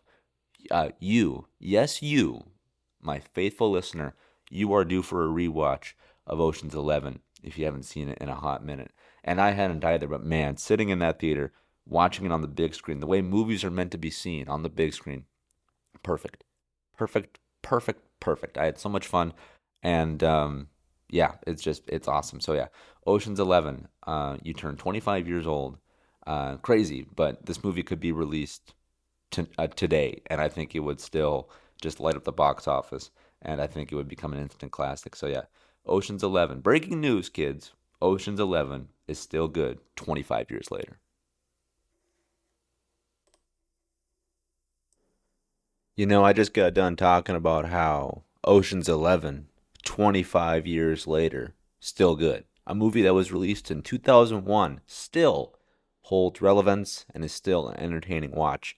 Well, while Ocean's 11 might have aged like fine wine, there is sadly one movie I saw recently that I fear will age like milk. And it kind of already has, because when I left the theater, much like Disclosure Day, I was not feeling very high on it. So, in my immediate future, I'm not looking back on this one too fondly. And it gives me a lot of sadness for this movie in particular because I was not only looking forward to just this individual movie, but in terms of the slate it belongs to, I am looking forward to the future of this entire universe, literally movie by movie, project by project, so on and so forth. And if you could not figure out already, I am unfortunately talking about the Supergirl movie, the latest entry in the new DC universe, spearheaded by James Gunn of Guardians of the Galaxy fame. Now, here's the thing. That, of course, was a very scathing opening line for this review, for this conversation I wanted to have about the movie. I'll say this though. Let me preface that by saying I do not think the movie is terrible. I even now, just as I said that out loud, I think using the term bad is too harsh for the movie. I'll say this though. I found it to be disappointing. Now, to even kind of explain that a bit, I found 2025 Superman to be a little bit disappointing. Like, it wasn't what I was expecting. It wasn't what I necessarily wanted from a Superman movie. That being said, the more I've seen that movie, the more I like it. I saw Superman 2025 twice in theaters, and that was my most anticipated movie of that year. So the bar for it was incredibly high. Frankly, my expectations were too high. But the foundation that 2025 Superman laid were great, were very sturdy. Just the overall film. Whereas I wanted a 9 or even a 10, I got like a floating 7 to an 8. But again, as time goes on, that score kind of goes up for me about a tick or two. I don't know if I'll say the same for Supergirl, because Supergirl for me dropped the ball in pretty much every possible way. Let me start off by saying this. If you've listened to the podcast before, in a previous episode I did leading up to Supergirl, I spoke about my wants, hopes, and dreams for the movie from a box office standpoint, from a furthering of the DC universe, and also from a standpoint of someone who is very familiar with the comic source material that this movie is deriving from, that being the miniseries Supergirl, Woman of Tomorrow. And this movie, most comic book movies are kind of an amalgamation of source material. When they're making, say, a Spider-Man movie, they might pull from every little pocket, nook, and cranny of the Spider-Man mythos. Something from, here, here, here, and here. Supergirl kind of did that, I think, but really its inception was that it was going to be solely based around this miniseries, Woman of Tomorrow. So much so that the movie's original title, when it was first announced, was quite literally a direct lift. It was going to be Superman. It was going to be Supergirl, Woman of Tomorrow, based on the comic of the same name. They were going to go 1-to-1 there. So they shortened the title from Woman of Tomorrow to just Supergirl, which is fine. Fine. Easier to fit on a poster. Has a lot more snap, stuff like that. But boy, I didn't realize that was going to be so indicative of what was to come, because I read the miniseries very shortly before I went to go see the movie with my mom. Shout out to my mom. And there's like no similarities between the source material and the movie. Frankly, viewing it in that lens makes this a much tougher pill to swallow, because the Supergirl movie is essentially a book adaptation. And when there's a bad book adaptation for a movie, it's rough. So there's that. Here's the problem, though, is that I'm not expecting it to be a 1-to-1 translation. I don't want necessarily everything that I want in the comic book to be on the screen. And I'll go so far as to say this: if you don't know much about the comic, or if you don't know my overall review of it, I liked it, did not love it. And there's just some really weird stuff in that comic. For example, minor spoiler. For example, in the comic, there's Supergirl, Crypto the Super Dog. Then there is a super horse named Cosmo, I think. Okay, that's kind of weird. You're getting a lot of Superman, Supergirl-esque, animals. Kind of weird. So I get why they left out the horse of it all. And to be honest, when the horse appeared in the comic, I was like, really? Why? This is kind of random. You're already doing a whole heck of a lot. Why add one more thing? But I digress. So there are some things that I think were right to be omitted from the movie adaptation. That being said, though, what I think was where I think you could lose certain details from the comic. What I don't think you should lose is the tone of the comic, is the atmosphere of the comic, is the backbone, essentially, of the comic. One thing in particular that stands out to me in the comic, and that did not stand out to me in the movie, is the color palette. The Woman of Tomorrow comic is beautiful. It's full of vibrant colors, pinks, purples, blues, green, red, yellow. It's got the whole color spectrum, and that for me is a huge selling point for actually getting comic books. Yes, I love Captain America, Iron Man, the Hulk, Thor, Batman, Wonder Woman, I love all the characters. Doesn't mean I love all the comics. For 1 out of every 10 comic book characters I like, do I actually go and pick up their source material? Because comics are a hard sell. They just are. They look weird. They read weird. So I have to be in the particular mood to get a comic. I have to be really invested in a character to get a comic. And with this Supergirl movie, I remember when the DC universe got announced, and James Gunn did this whole reveal of the slate. We're doing a Superman movie, a Supergirl movie, a Batman movie, so on and so forth. I was like, okay, I'm going to try to get some of the source materials that I think they're going after. So, for example, when the Superman movie was coming out, that one is much more of a kitchen sink approach, I feel, to the character. But one comic run that was usually cited more than others was something called All-Star Superman, I believe. I picked that one up. I have it in my collection. I did not care for it. I dove into it, and I found it to be really, really weird. I found it to be too weird, even for someone like myself who loves all this stuff. So I went, ooh, I don't, should I get the Woman of Tomorrow comic? I don't know. Did some research online, checked out some panels online, thought it looked appealing to the eye, picked it up, and it's a part of my collection. And overall, I really, really enjoyed it. My issues with it aren't from a visual standpoint. My issues with the comic are more so from a convoluted story standpoint.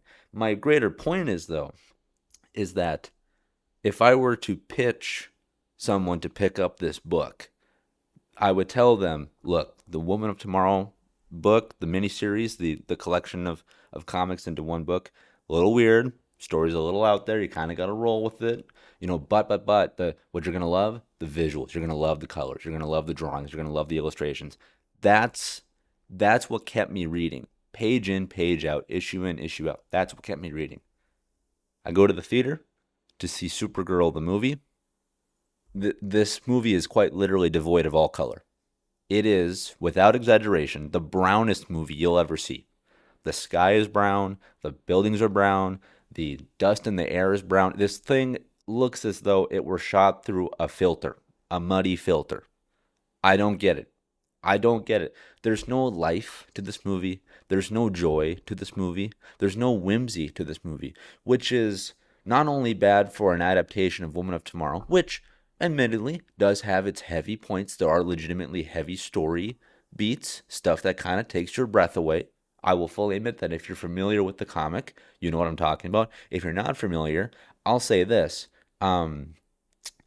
They the Supergirl Woman of Tomorrow comic doesn't pull punches when it talks about how there can be extinction campaigns against certain kinds of aliens. Again, if you know what I'm talking about, then you know what I'm talking about. If you don't, you can maybe put two and two together. My point is, though, is that the what was the yeah, I almost forgot the point I was making. Excuse me. The larger point I'm making is that as a follow-up to 2025 Superman, this was the wrong pivot, tonally speaking, because 2025 Superman is fun, fluffy, it's an adventure, there's energy to it. It's the kind of movie you can take the whole family to. It really is. Whether they're 7, 17, 27, or 77, they could sit down and watch Superman from 2025 and find some enjoyment in it. I don't think you can do that with Supergirl. Again, this movie is not only shot through a muddy filter, but it lacks all the joy, all the whimsy, all the energy that 2025 Superman had. So if you're looking for a companion piece to that movie, just with a similar, albeit different protagonist, you're going to be disappointed. And I was disappointed. And I'm not saying I want every movie to be in the vein of 2025 Superman. By no means. Again, I like that movie, did not love it, but it's growing on me. Maybe I could say the same for Supergirl, but I'm not rushing back to the theater to see Supergirl again. I'm really not, and I don't know. It's so funny too, because I normally have this rule where if I'm really looking forward to a movie, I will at least see it twice. If I loved it the first time, I got to go back a second time to see if I loved it. Or if I outright hated it, believe it or not, my injuries are self-inflicted, I'll usually go back and I'll see it another time to confirm if I hated it or not. If it's a movie I'm really, really looking forward to. And then sometimes I get the split where I love it one time, hate it the second time, and then I'm like, well, which is it? I go back a third time, and then I watch it, and then that's my decision, the 2 out of 3. I've done that with a few movies. I did that with The Last Jedi. When I saw The Last Jedi in 2017, opening weekend, I left that theater loving it. Then I go back, see it again, and I'm like, I don't like this. What happened? Then I go back a third time, and I'm like, oh yeah, I kind of don't like it. Same thing with Batman versus Superman. I think the first time I left the theater, I actually didn't like the movie. Went back the second time, liked it a little more. Third time, it kind of leveled out. It's like, yeah, I'm not really feeling it, And then there are some movies where I just really enjoy it so much, like the original Wonder Woman from 2017 as well. Loved it the first time, loved it the second time, wanted to go again, saw it a third time, stuff like that. But if it's a movie I'm really, really looking forward to, I will give it the benefit of the doubt multiple times through. The problem, though, with Supergirl is I feel so apathetic towards it that I don't have a desire to go back and revisit it right now. This might be a movie I revisit when it comes to HBO Max or something like that. Even with Superman, I left the theater feeling kind of let down, but I went back a second time to kind of examine it further because, again, this was the dawn of the new DC universe. When I saw it the second time, I liked it a little more. And again, as I've said many times already, the more I watch it, like on HBO Max and stuff, the more I like it. It goes up about 5% each time. The same could be said for Supergirl. And it might. Who knows? I might like it more the second time. But I'm leaving the theater now, or I left the theater now from Supergirl with such an odd taste in my mouth because it wasn't anything like the source material. And again, I'm not saying it needs to be exact, but it should feel like its foundation. And then speaking on foundation, it feels nothing like Superman from 2025. There's no crossover. I'll say this: the parts, and this isn't a spoiler. This is in the trailers, but like Superman is in the movie for a little bit. He's in Supergirl. He has the occasional scene and all that stuff. Kind of sets stuff up, says some dialogue, yada yada. When he's in it, the movie feels completely different because he is the life, the joy, the energy that was present in his own movie. Now in the Supergirl movie, he's the same. He's consistent. So by juxtaposition, then Supergirl, the own protagonist for her own movie, she's not that. And she kind of weighs down her own movie. Again, I'm not looking for everything to be cookie cutter from one tone, one genre, one architecture for characters. By no means.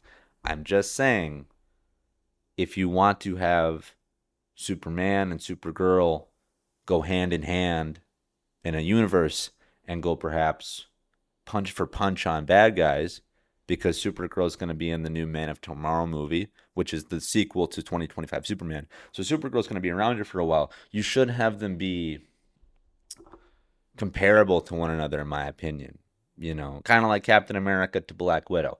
Two very different characters, ones who have different outlooks on life, but at the end of the day can still come together and relate to one another enough to where you can buy that they're on the same team. I don't think I can do that for Superman and Supergirl in these current iterations. Again, you could also argue that Supergirl, the movie, the 2026 movie, is meant more as a introductionary, almost origin type esque movie for the character to us audiences. Maybe. But even in the, again, referring back to the source material, the Woman of Tomorrow storyline is not an introduction movie. That story is set very, frankly, in my opinion, it's set late in Supergirl's run of her being Supergirl. She's been around the block, so on and so forth. I just, again, if you're gonna adapt this specific storyline, why don't you, in my opinion, you should try to adhere to the storyline a little more closely. That or take creative liberties that better advance the story that you're trying to tell. I had a tongue twister there. But I'll say this though. Lobo is not in the Woman of Tomorrow's comic book, yet he's in the Supergirl movie. He's a good character. Played by Jason Momoa, a former Aquaman fan. He's great. I enjoy him. He's fun and bombastic and different, So that is an addition to the storyline, not a subtraction. So I give the movie credit there too. I'll also say this too: the flashback sequences on Krypton, of what little we get to see of it, cool, interesting. I like it. I dug it. I wish there was more of it, but there isn't. I don't know. And yeah, I did not find the characters to be very memorable. I thought the presentation of the overall story wasn't very good either. And just again, tonally speaking, from a chapter 2 in a much larger universe, I just don't think it works. Again, I know I'm kind of tearing this thing to shreds, but that's only because I was really excited for this movie. Not as excited as I was for Superman 2025, but I'm excited for this whole universe. I want this slate of DC movies to succeed so that my mother and I can continue to go to the movies every couple of years, if not every couple of months. I would love that because that's what Marvel gave us, and I want DC to give us that now too. And I thought for certain that Supergirl, I thought for certain that Superman was going to lay the foundation for other movies to run. And I think it still can, and I think it still will. But like, where again, a Superman from 2025 was fun and fluffy and approachable, Supergirl is not that. It's not fun. It's not fluffy. And in my opinion, it's not very approachable. It's kind of a Debbie Downer movie. So, yeah, again, maybe my opinion will shift over time. I certainly hope it does. I hope the movie ages better for me. But literally, the more I think about the movie now, today, I'm not, it's not growing in my mind right now. Whereas Superman, that kind of persisted in my mind. Like, I couldn't stop thinking about it. And frankly, I wanted to watch it again. Hence why I did, and hence why I have since it left the theaters. With Supergirl, the word I'm really feeling is apathy. So yeah, I don't know. But again, here's this too. As I said, Supergirl is going to be in the sequel to Superman in the 2027 movie Man of Tomorrow. I don't know if she's going to have a large role, small role, cameo, who knows. But I think that if the filmmakers, broadly speaking, directors, writers, producers, I think that if they can pivot and alter course here on the character, I think that the character, that this rendition of the character can be saved, because the little bit that we saw of her in 2025 Superman when she made her backdoor cameo at the end of that movie, that was fun. That was a cool introduction. Kind of interesting, a little different, you know. So I think that if they could steer the ship back into that little cameo from Superman, I think the character will work out. It's a bummer that I'm looking for more character growth and development in other movies, and we didn't get it in her own movie, so to speak. Yeah, I don't know. So yeah, again, I'm not. Again, it's not a terrible movie, and in my opinion, I think bad is a little too harsh. But if someone said no, I think it's bad. Look, it's kind of drifting that way. I don't like the idea of putting the label of bad on it, but I liked it less than 2025 Superman. I found it less enjoyable than 2025 Superman, and I think it'll be a harder rewatch than 2025 Superman. So if you want to attach the label of bad to it, I respect it. And if you think all my comments about the movie lead towards the conclusion of me thinking that this movie is bad, well, I wouldn't necessarily disagree. I have kind of a hard time putting that label onto it. But look, I'm still glad that I saw it. As I said, I love going to the movies with my mom. We love this comic book stuff. We love the superhero genre, so I want more of it. And if they announced a Supergirl sequel coming to theaters in 2028, I'll be there. I will 100,000% be there. But yeah, just not the movie I was expecting to get from a character like Supergirl. But look, the future is bright. Um, as Superman, from 2025, as that movie conveyed to us, look up. And we just got to keep looking up. So I look forward to 2027's Man of Tomorrow, and then I look to whatever else comes next with Supergirl's tenure in the DC universe. But yeah, as for the overall movie, I left it. I left the theater with kind of an odd taste in my mouth, which is it's a bummer to say, unfortunately.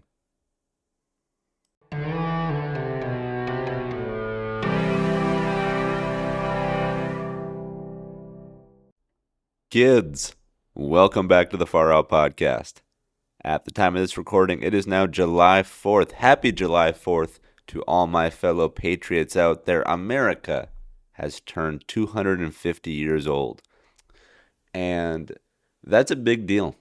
That's a big deal. And truly, the weight of this milestone probably won't hit me until well after the holiday weekend. But yeah, it is still a big deal nonetheless. And look too. Like, I just want to say this. When I started the podcast, if you go all the way back to the very first episode I did, I told myself, and I told, whatever audience would come across this channel, that I'm not going to hide who I am. And so I said in that episode that I'm a Christian and I'm a conservative, and I'm proud to be both of those things. But you could also add patriot to that as well, because I am proud to be an American. I love this country. I love my home country. Despite all its flaws and all its mistakes and imperfections, I still feel very thankful that this is my country, that I'm able to call it home, and I'm very honored to call myself an American.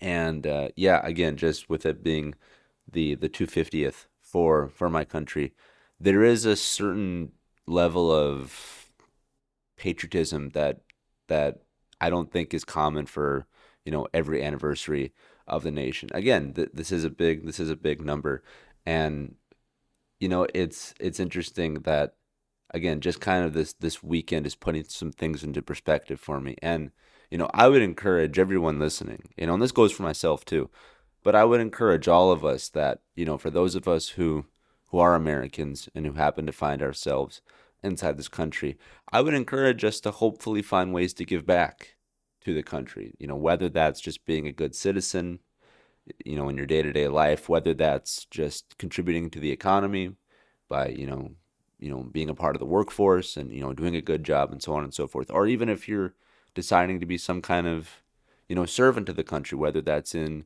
the actual system of government, or maybe you're going to, join one of our many military branches. There are many different ways all of us can contribute to the greatness that is America. And, again, on the 250th on July 4th, I would hope that all of us going forward now into the remainder of 2026 and beyond can find things to not only be thankful for, but to find ways that we can also just lend a hand here or there. So yeah, it's cool to say that I was around for the 250th. I think that's just a cool thing, just for myself and for everyone else out there who's celebrating. So, again, shout out to all my fellow patriots. But, speaking of July 4th, there are many ways people celebrate. Some people love to shoot off fireworks. Some people love to watch baseball, eat hot dogs and stuff like that. However you celebrate, I hope you find something fun to do with, the people that you consider friends and family. Well, speaking of my friends and family, over the course of the 4th of July weekend, just the other day, July 3rd, we went to go see a new movie titled Young Washington. And this is from Angel Studios. And if you do not know that name, you probably know the work that they've done, at least recently. Angel Studios is most notably known for the web series / TV series known as The Chosen, which catalogs the life of Jesus Christ and his disciples.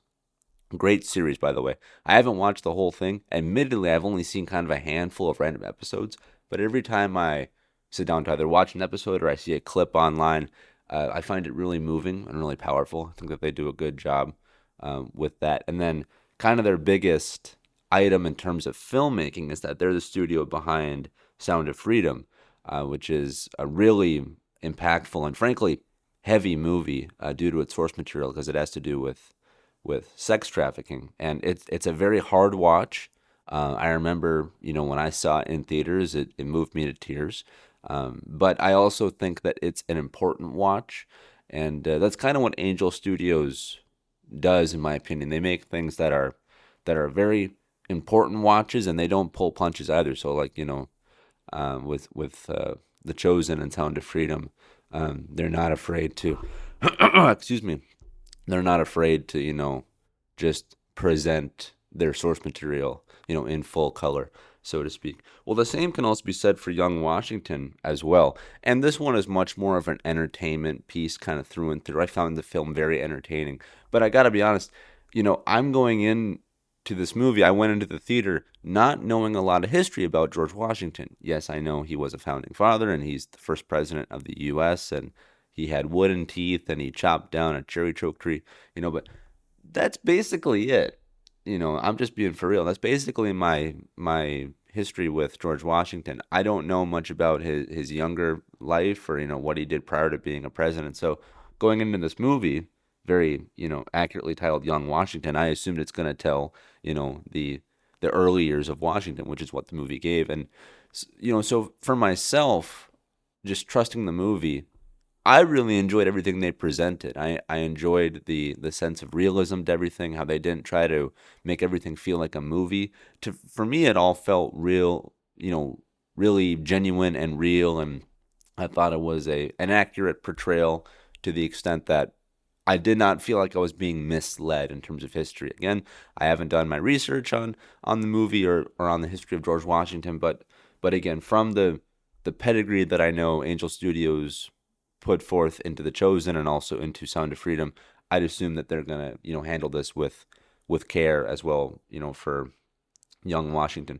But just speaking on it as an actual movie, it's just a thing you can go buy a ticket to and watch in the movie theaters.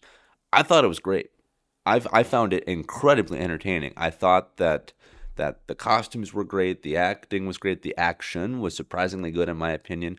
And who doesn't love historical epics? And like this movie I thought was really, really well done. I gotta be honest, it frankly exceeded my expectations, because I remember when this movie was coming out, I Angel Studios was promoting this movie as, a big hot ticket item, because they very, very, astutely released this movie on July 4th, on this weekend, to commemorate America's 250. So, this is prime marketing, dropping a movie about George Washington on, America's 250th. That's just a great business model. Well, I remember seeing trailers for Young Washington.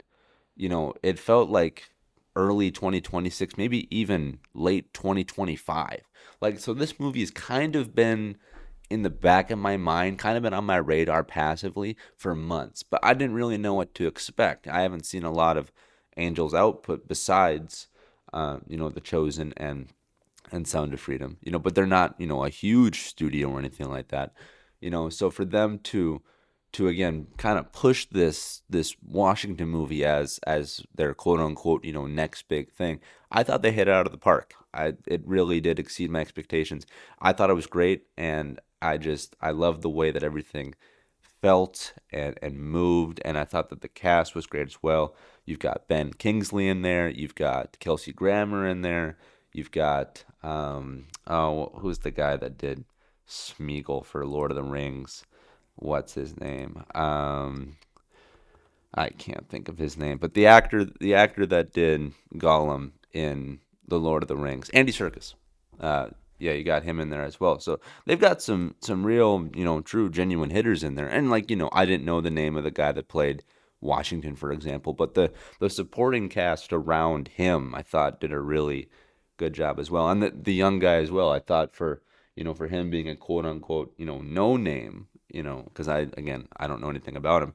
I thought he carried the movie quite well. And so yeah, I thought that overall that young Washington had a real sophistication to it that I wasn't expecting, a real entertainment value that I wasn't expecting, and also too a real patriotic, effect that I was anticipating, but that still overwhelmed me too. And yeah, I thought that this was kind of the perfect thing to partake in, in regards to the 4th of July weekend. Again, my friends and I, we went out, we supported this movie. The theater was packed, absolutely jam packed.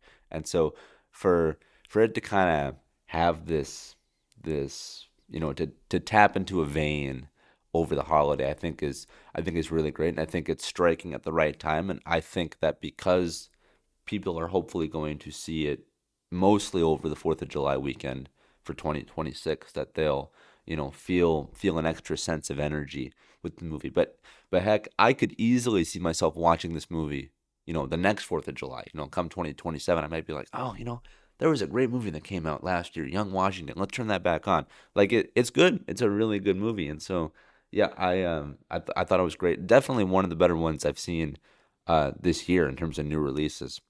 Not to kneecap, other movies, to hype up one, but like as I said in this very episode, Disclosure Day, wasn't a real big fan. Supergirl, not a real big fan. This one though, Young Washington, exceeded my expectations. So that was really great. But yeah, America turns 250, and I think that Young Washington is a great way to to celebrate the 4th of July if you're interested in seeing a movie. And so yeah, I recommend this one by Angel Studios. I think it's a pretty good one.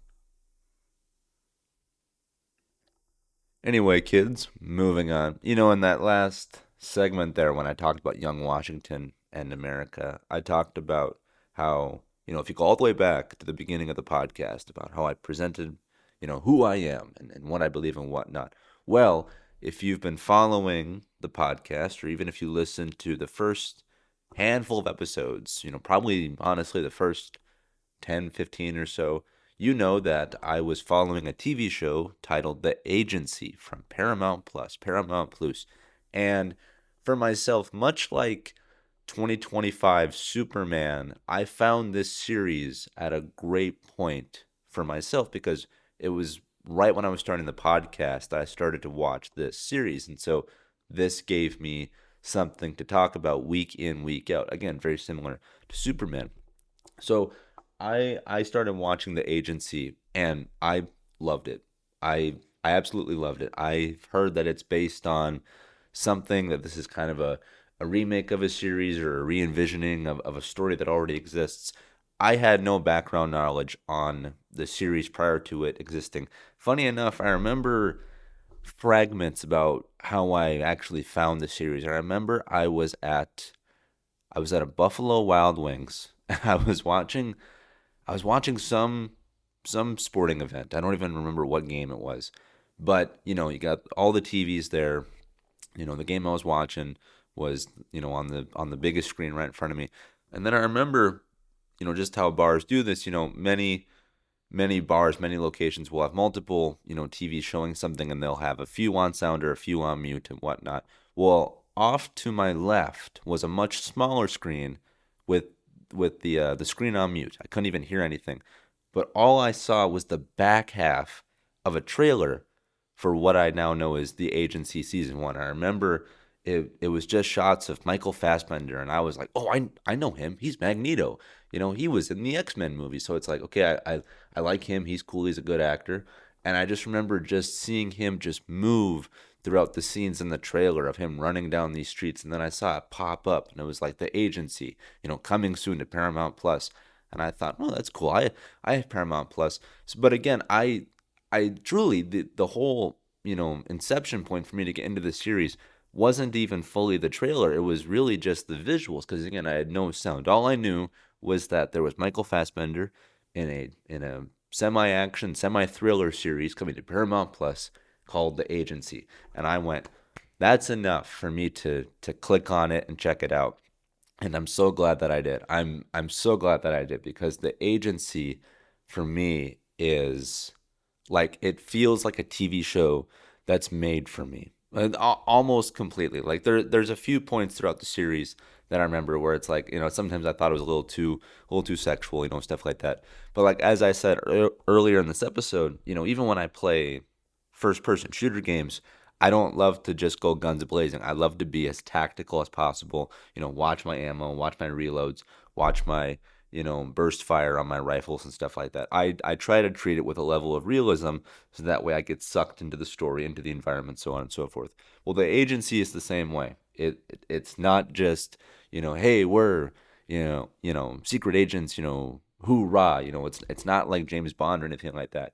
This show is very sophisticated. It's very slow. As I've said many times before, you kind of have to enjoy it like a glass of wine, because it just kind of takes its time. But for me, it's totally worth it, because it feels very real, feels very tangible. They reference, real countries, real events. I remember in the first season, they kept talking about, Ukraine and Russia, and, the Wagner group, or the Wagner group, as it's pronounced. And it's like, that's a real group of mercenaries. Like, that's like you could, a lot of the things that the Agency mentions, you could go Google and find research on, from other sources and stuff like that. Whereas, if you play, say, a Call of Duty campaign or something like that, yes, there are real world elements, but normally they are set in fictionalized countries dealing with fictionalized events, so they can do whatever.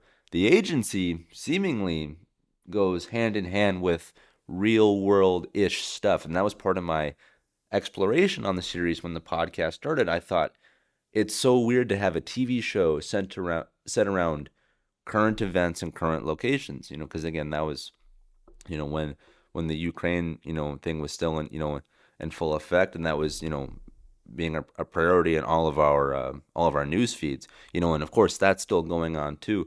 But I remember when the first season ended, there wasn't really a lot of like chatter about the future of the Agency. Like, I remember that it got renewed for season two, which I was really happy of, but then it was radio silence. Like, even like the social media feeds for the Agency like weren't posting at all. Like their Twitter account, Instagram, there was nothing. All the last thing I heard was that it officially got renewed. But I'm someone who, when I love a movie or a TV show enough, I like to get into it. I mean, I like to know, directors, writers, casts, when's it coming out, trailers, all that stuff. Didn't hear anything about the Agency season two. Nothing. And in fact, I had to go, diving in pretty deep to try to find, set photos and stuff like that. There was just breadcrumbs of stuff. frankly, it left my mind. Again, after that first season, I watched it one time, and I told myself I'm gonna do a rewatch of season one. When I know that season two is on the way, stuff like that. So the lead up to season two, that's when I was gonna revisit it and all that. Well, apparently season two is out. It just it appeared. It appeared, and I had no idea. The whole season got dropped on June 21st, 2026. Beats the heck out of me. I don't remember seeing a trailer. I don't remember seeing any posters, set photos, interviews, nothing. And I was tapped into this series week by week on the podcast. And then after season two gets confirmed to be, being made, nothing. Now here I come to find out it's out. So season two of The Agency is available. I could watch it right now. You could watch it right now. Like crazy. So again, maybe it completely skipped me by. Maybe it did. I don't know, but like I feel like I was kind of tapped into this series, because again, I found it so captivating with its real world elements and the stories it was trying to tell and all that stuff. And so I thought, the second that there was anything agency related, I thought, that was going to ping my radar immediately. Completely skipped me by. Completely skipped me by. So, despite me saying that the agency season two is out right now, all 10 episodes are out right now, I have not watched it yet because now I've begun my rewatch of season one. And so that's what I want to talk to you about now, in addition to all this other agency stuff. So I'm doing this kind of in reverse. I watched the season two trailer for the agency. It was all right. It frankly looked like season one, which again, for me is good because I think season one is amazing, But yeah, the trailer wasn't spectacular, if I'm being honest. It really just looked like more of the same. Which again, if you like the agency, go crazy. If you did not like the agency, you're kind of so on it. I don't think season two is gonna really, recharge your batteries on that. But I digress. Getting to the actual, season one of it all, I just rewatched the first episode, and man, it's still just as good. It's still just as good. Again, kids, this is not like Call of Duty. This is not like James Bond. This, to me, I don't know if I'm being just totally fooled by the magic of Hollywood and production, but for me, this feels like a dramatization of like real stuff. This to me feels real. It feels like it's made differently. Again, kind of like how a Christopher Nolan movie is made differently because he tries to do everything that he can, in terms of realness and all that stuff. The agency, I think, does some incredible homework on, again, real world events and what the CIA actually looks like in terms of, how it operates, where it operates, what it does, what it doesn't do, yada yada yada. Then of course you get the TV bits of it all, like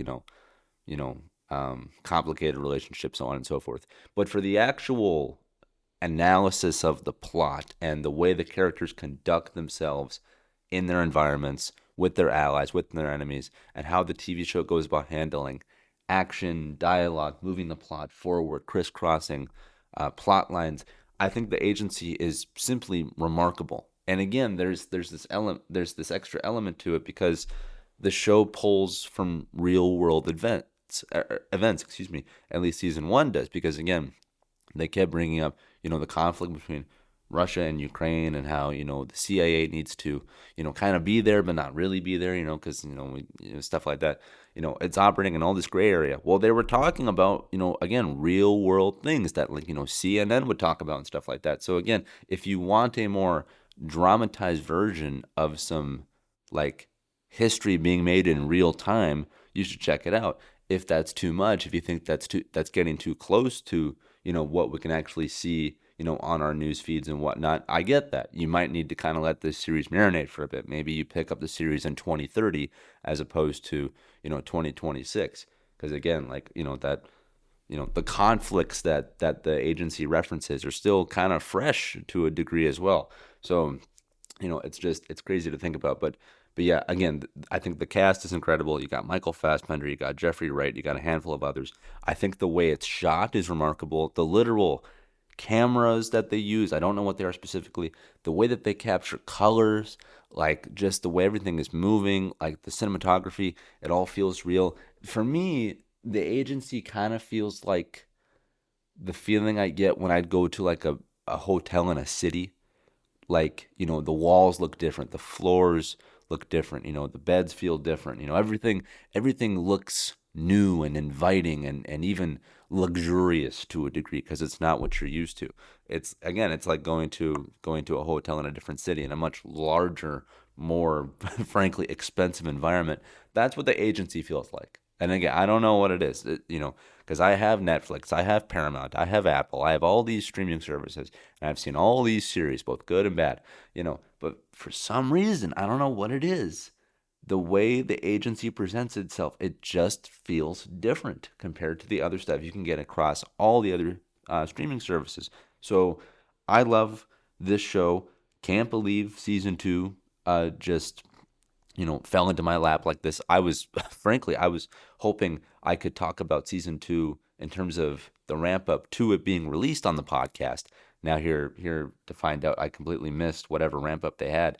Maybe they shadow dropped it. I don't know. And if they did, that's not a really good sign, to be honest. You would think that they'd want a heavy duty rollout campaign, to build up hype and momentum, but it completely skipped me. So I hope that they didn't quote unquote dump this to just kind of get it off their hands, because I would love 8 more seasons of the agency. So I'm crossing my fingers now for a season 3. But again, I haven't done any research on that. I don't want any spoilers for season 2 or nothing like that. So yeah. So again, look, the agency I think is incredible. There's now 2 full seasons, so go crazy. And yeah, I can't wait to dive back in. And I hope, kids, that if you take my comments and my opinions for whatever they're worth, I hope that you will at least be curious enough to maybe look at a trailer for the agency, look at a poster for the agency. Maybe you'll even watch an episode or two. But yeah, I recommend it. I think it's some really great, smart, sophisticated, well acted television, and yeah, I frankly think it kind of raises the bar for me in all aspects. And so yeah, kids, you heard it here first. I recommend you watch The Agency, Paramount Plus.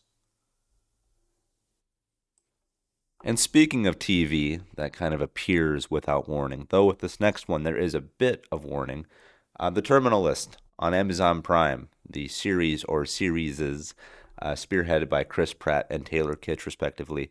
And gentlemen, if either of you are listening to the Far Out podcast, and I know that you are, if you would like to come on the podcast and talk about your respective TV shows, please drop a comment down below and we'll make something happen.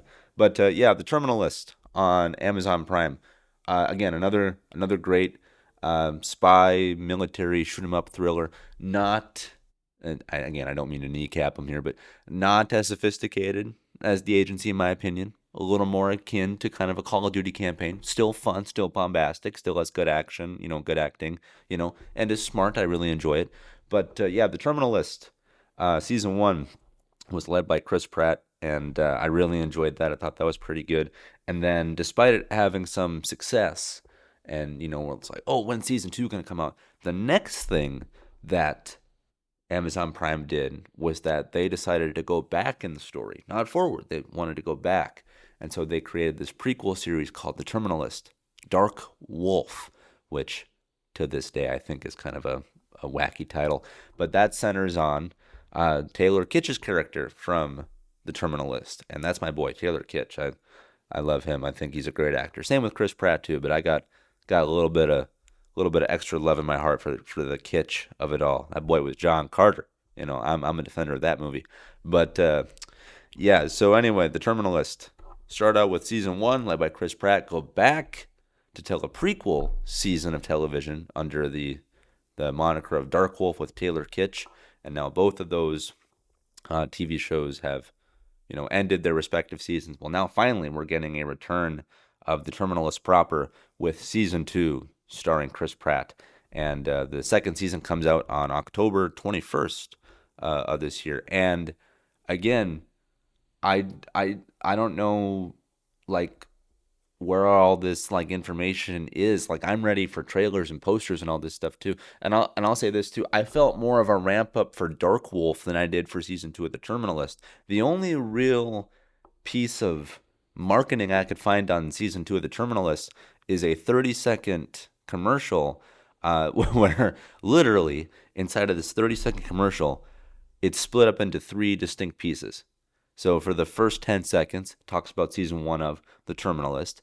For the next 10 seconds, talks about season one of Dark Wolf. And then for the last 10 seconds, it talks about, Chris Pratt, James Reese, that's his character. He's back, for season two. And it's like, man, it's like we're only a couple of months out. And it's like, you would think that the first kind of announcement of a proper season two to the original series would be more, focused on the upcoming season two, not so much stuff that has come, in the past and whatnot. But, I get it. I get it from a piece of marketing. It just might not be the way I would, do the first thing. But like, if you're bringing back the original series, you want to remind fans like myself of everything that you saw previously to remind us of how good it is. Again, season one of The Terminalist, very good. I've rewatched it. Well, I've watched it twice through now because I did a rewatch of it prior to Dark Wolf. Then I saw Dark Wolf, which I was pretty reluctant on. Again, I wasn't even a fan of the trailer, but I was watching it for Taylor Kitsch, or I wasn't even a fan of the title. Trailers were okay, but I was watching that series for Taylor Kitsch. I'll be honest, I thought season one of Dark Wolf was better than The Terminalist proper. There's too many lists, dang it. But no, I love Dark Wolf. I thought Dark Wolf took everything from The Terminalist and just amped it up. Action, story, all that good stuff. Loved it, loved it, loved it, loved it. And I wasn't sure how I was going to really, come to terms with the story because, we know the end of certain characters from season one of The Terminalist proper. So I was like, really? You're going to tell kind of a semi-self-contained prequel story that, again, isn't furthering the proper narrative? Okay. Well, I shouldn't have been that way because, as I said, I thought Dark Wolf was even better. And so I'm looking forward to season two of The Terminalist proper. And then even the way, no spoilers here, but even the way Dark Wolf ends, they could set that up for a second season too. They left that door open enough to where it's not, open and shut, running into the first season of The Terminalist. So yeah. So again, too many lists, kids. I hope I was able to convey this, in a easy enough way to understand. But The Terminalist is a series led by Chris Pratt that has one season on Amazon Prime, and now a second season is coming out in October. The Terminalist Dark Wolf is a prequel to The Terminalist. Dark Wolf stars Taylor Kitsch. That also has one season on Amazon Prime with a second season teed up. I don't think the second season has a release date. Not even sure if it's been shot yet. But season two of The Terminalist proper is coming to Amazon Prime in October. And yeah, I can't wait. I think I'm due for yet another rewatch of The Terminalist and then also Dark Wolf. And I recommend that you check out both of those respective TV shows set in the Terminalist universe. What do they call that? The list verse, the terminal verse, the Jack Carr verse. What do they call that? I don't know. But anyway, there's 2 seasons worth of good storytelling on Amazon Prime with another one coming. So yeah, The Terminalist season 2 this October. I think you should keep your eye out for it. And finally, kids, the last thing I want to talk about is also TV related, but it's a little different because, I talked about TV that is new and here in The Agency season 2, TV that is, coming up in The Terminalist season 2. But now I want to talk about TV that has passed and that has concluded and has been concluded for some time now, and I'm late to the party. But I'll explain why I was purposely late to the party. And I'm talking about The Big Bang Theory. I have now finished the entirety of the Big Bang TV series, and even just saying that, I felt a little bit of tears coming up. I don't know if I'm gonna cry, but I'll explain why I'm so emotional about this in just a minute. But yeah, I finished the Big Bang Theory, and I'll just say this: I loved the series, loved it. Well, I loved the last season. I love the way that it ended specifically, but I I love the series. I do, and I mean this so sincerely. The Big Bang Theory is a very special TV show for me in many different ways. You know, when you think of the quintessential sitcoms, people probably think of The Office, Friends, Cheers. You know, we've had this kind of TV show for literally decades. You know, you can go back to stuff that, that 70s show. You can go back even farther, stuff that our parents watch, and now the sitcom has kind of, you know, not necessarily been erased, but like I can't think of like any new sitcoms being made. I think the last one to kind of really pop and catch fire was maybe The Big Bang Theory, because I think that show ended in 2018. That or it was How I Met Your Mother was around that time too. But kind of since the turn of the decade, 2020 onward, I don't think we've had many good sitcoms. So you kind of have to go backwards in time to find that stuff. Well, my favorite all-time sitcom is Seinfeld. That's the one that I love the most. But probably just second to that is now The Big Bang Theory. And if I were to make, again, I'm doing a shotgun list here, but like I'm not saying this is the correct order, but like my most favorite ones are Seinfeld, Big Bang Theory, The Office, Community. Even something like The Simpsons. A little bit of a different format, but you get what I'm saying. But like The Big Bang Theory is up there. Like The Big Bang Theory is up there. Like if someone says, name your top favorite, your top favorite, name your favorite sitcoms, I'd say The Big Bang Theory is easily one of my top three, easily. And for myself, watching this series, I mean this sincerely. I really do. I feel like the show was made for me. I do, and for myself, I'm I'm a nerd. Like, and I don't mean that it's just like, oh, I like Spider-Man and stuff like that. No, I mean I'm a nerdy guy. I still play video games. I still like to watch animated stuff. I still read freaking comic books. I'm tapped into all this stuff. I'm a nerdy guy, and so for me to have a TV show, be about that, to have, to have part of its DNA be the celebration of pop culture and things that I like and that my mom likes and that my dad likes and that my friends like, it it it gave me a sense of representation, frankly. And I was like, yeah, they're making a TV show about nerds for nerds. Let's go. Then you get into the science of it all, the math of it all, the actual, studying of physics and stuff like that. And I'm not gonna say that I'm a physics major, or anything like that. I'm not. I'm not a very smart guy. I don't know string theory. I don't know asymmetry. I don't know. I had a hard time with algebra, through high school and college. So I mean, I am by no means, a smart guy like the characters in Big Bang Theory. But I am someone who kind of operates more so on the lines of like a C3PO or a Spock. Again, shout out to my nerds out there. I'm using pop culture references to catalog myself here, but I'm kind of an analytical guy.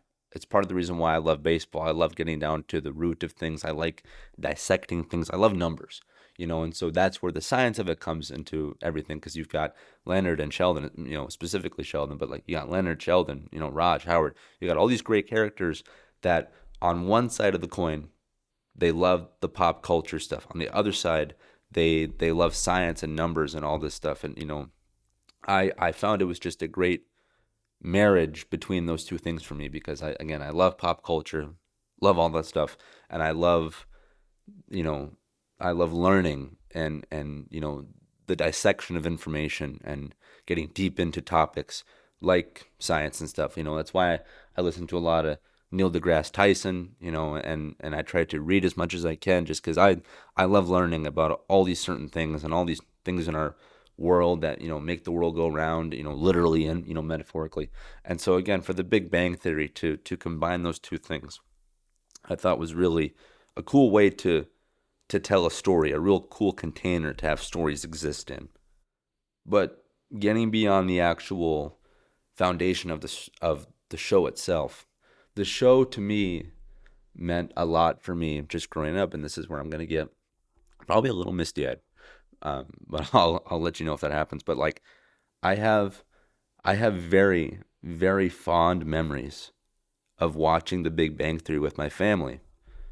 When I was in high school and when I was still in college, I would often go home to my parents on the weekends or on holidays, and that's something that we would do is we would watch Big Bang Theory. And there are things that I do with my dad that I don't do with my mom and vice versa. My mom and I, we go to the movies a lot. My dad and I, we fish a lot. Not a lot of, crossing of those things. Yeah, we'll have things that we do as a family and whatnot, but I have a lot more things that are kind of just in their own camps with my individual parents. But as I just referenced, there are certain things that my family does come together for to do, as one unit. And that was the Big Bang Theory. We'd all sit down, whether it was over a meal or over nothing, and we would just watch the Big Bang Theory.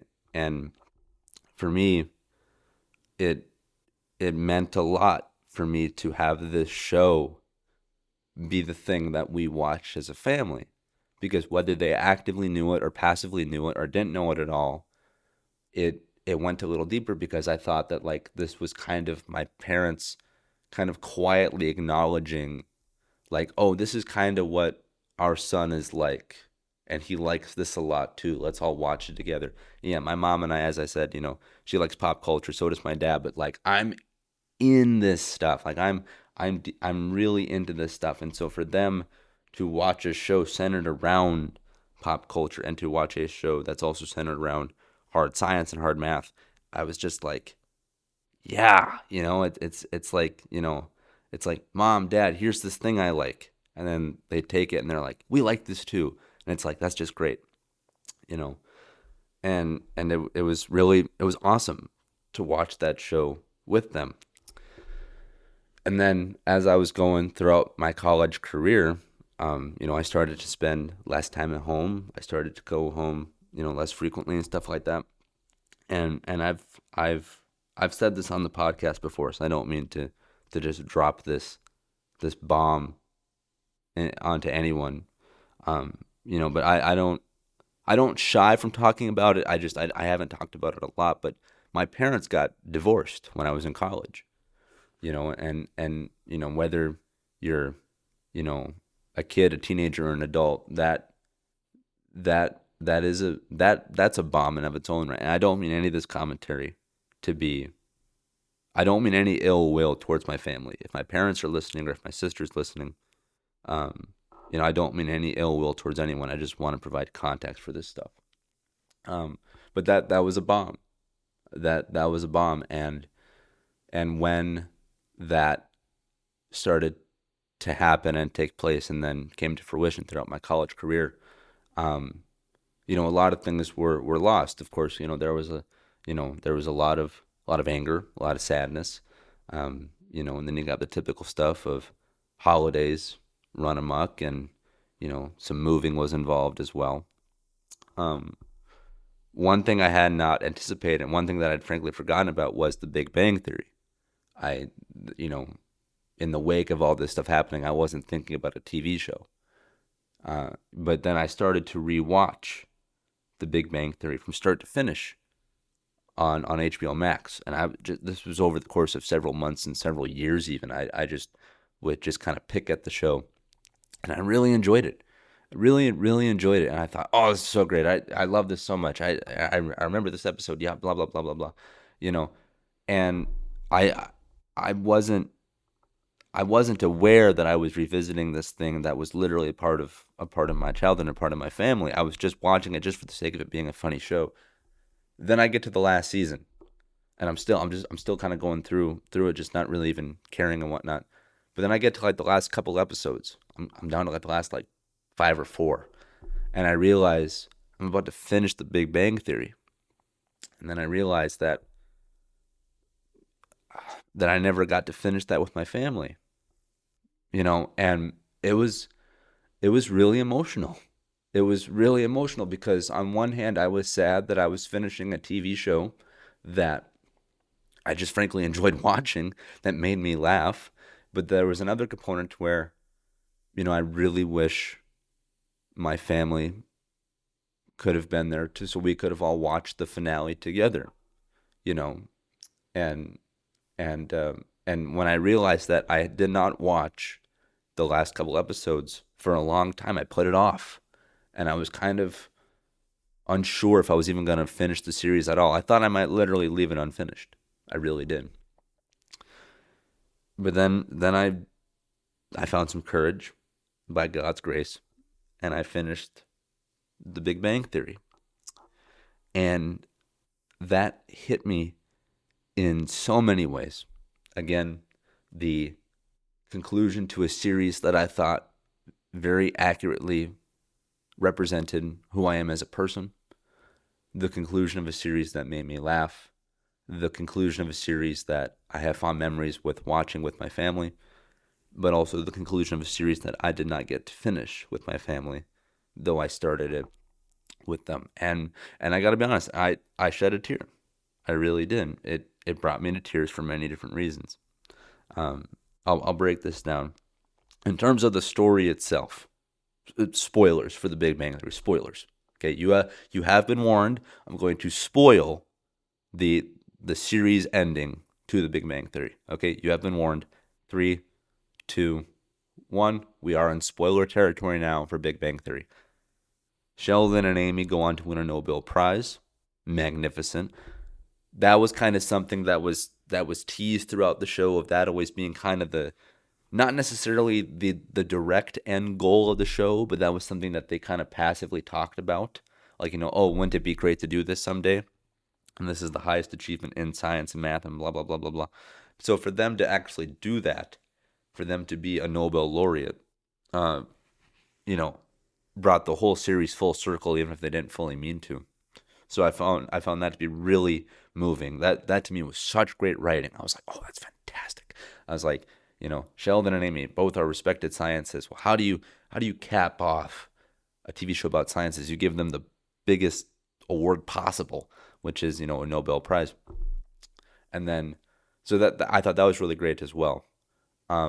Just in terms of storytelling and all that stuff. Leonard and Penny are expecting a child, which I thought was really great as well too. There lots of stuff like that I really appreciated. I'll get this one nitpick out of the way. My one nitpick with the conclusion to the story is that Rajesh Kuthrapali, Raj, throughout the series, he's had a hard time talking to women, so much so that he can't talk to girls unless he is literally intoxicated.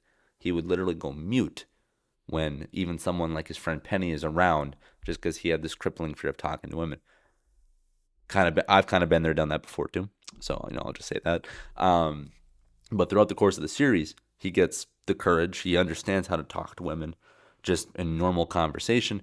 He goes on to try to get, relationships going. He has various girlfriends. He's a hopeless romantic, blah, blah, blah. Again, much like myself, who I've also had a hard time talking to girls. I've also tried to get relationships going. I'm also a hopeless romantic. This stuff can suck for a bit. so for Raj to go through this, I thought, okay, he's developing as a character. My nitpick, though, with the series is that there were many moments where they could have given Raj a relationship. He had many girlfriends in the later seasons of the show. By the end of the series, Raj is still single. Raj is still single. The guy prioritized the most with having a relationship, with development, in terms of talking to women and stuff like that. The hopeless romantic ends up still single. I would not have done that. That's something I would have changed. If the directors called me and said, Jim, we're bringing Big Bang Theory to a close. Do you have any advice for us? I would have said, you got to give Raj a girlfriend. That's what you got to do. Not saying they have to get married, but you got to give him a girlfriend. Got to give him a girlfriend. In fact, he even had a girlfriend up until like the last, frankly, 4 or 5 episodes. Then they broke up. Why? You could have landed the plane. Whatever. Also, just sidebar here too. I read a thing I read into this because I was kind of ticked. I was like, why? What? I was like, they really dropped the ball. They landed the plane every other way. They kind of dropped the ball. So I was reading up on Raj's character, and I saw this interview. I don't know where it was specifically, but the creators of the show were like, yeah, we didn't have enough time to have this whole other plot arc with Raj to get him a whole other girlfriend or to develop a relationship. So we couldn't do it. To that, I would say, one, you're the creators of the show. I would say simply just do it. Two, you had Rajesh have a girlfriend at the end of the season, up until the end of the season. Just keep that. Or three, and say, I don't remember this exactly, but say the last season is 10 episodes. It was much more, but say it was 10, and they're like, oh, we have a full 10. We don't have enough room to get Raj a girlfriend. Well, how much room do you need? Do you need 3 more episodes? Do you need 4 more episodes? Then get 3 or 4 more episodes. Like I just, or if it's like, oh, it's not enough room for this season. Well, then have one more season. Have the last season become the second to last season. Then, then develop Rajesh's relationship. Then land the plane fully. Land the plane fully with all the characters. Stretch it out if you have to. Like, don't be contained by your own imagination. Don't let the pen or the pencil, contain you. Just go crazy. But I digress. That was my one hiccup with the story, is that they did not give the hopeless romantic a romance at the end of the series. But whatever. Everything else I thought was really good in terms of landing the plane. And look, for as much as I said I love Seinfeld, the ending of Seinfeld is awful, in my opinion. I do not like it. I think it's a Debbie Downer. I don't think it works well with the rest of the series. I'm not a fan of how that series ended. The Big Bang Theory is different. I am a fan of how this series ended, save Rajesh Kutherpally. But everybody else, I thought they did a great job. I found it very emotional, very satisfying. I think the Big Bang Theory had a good ending from a storytelling perspective most of the time. And from the perspective of just a fan of this stuff, again, as I said, I'm sad to see it go from an overall entertainment value, from an entertainment property that I of course I could rewatch it starting tomorrow, but there's not one more new episode now. Now there's just reruns, so that was sad. But I brought up all that stuff about my family, about the divorce, about stuff happening throughout my life. I truly did not mean that for any purpose of ill will. Again, in the same way I speak sincerely about all this stuff, about my opinions and beliefs on important things, pop culture, God, so on and so forth, please know that I mean this sincerely as well in regards to my family.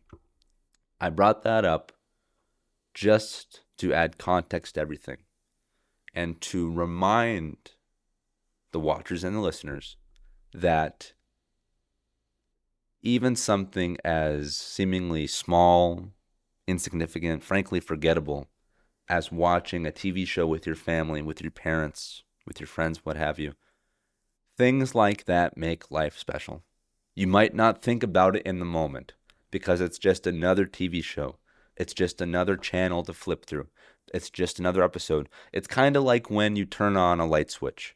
You turn on a light switch, you don't even think about it. You just know that the lights are going to come on. The only time you freak out about the lights is when they don't come on, because that's not supposed to work. The second I flip this switch, boom, there's light. When there's not light, that's a problem. That's a problem. Same thing with the TV show. It's like, oh yeah, whatever. My family and I watch TV together. Whatever. And Big Bang Theory has hundreds of episodes. Many, many seasons and stuff like that. But just because something feels like it's common and that it'll always be common doesn't mean it's common. There is an added nature to this stuff, and I encourage anyone out there who has that kind of aspect of their relationship with their, again, parents, friends, siblings, what have you.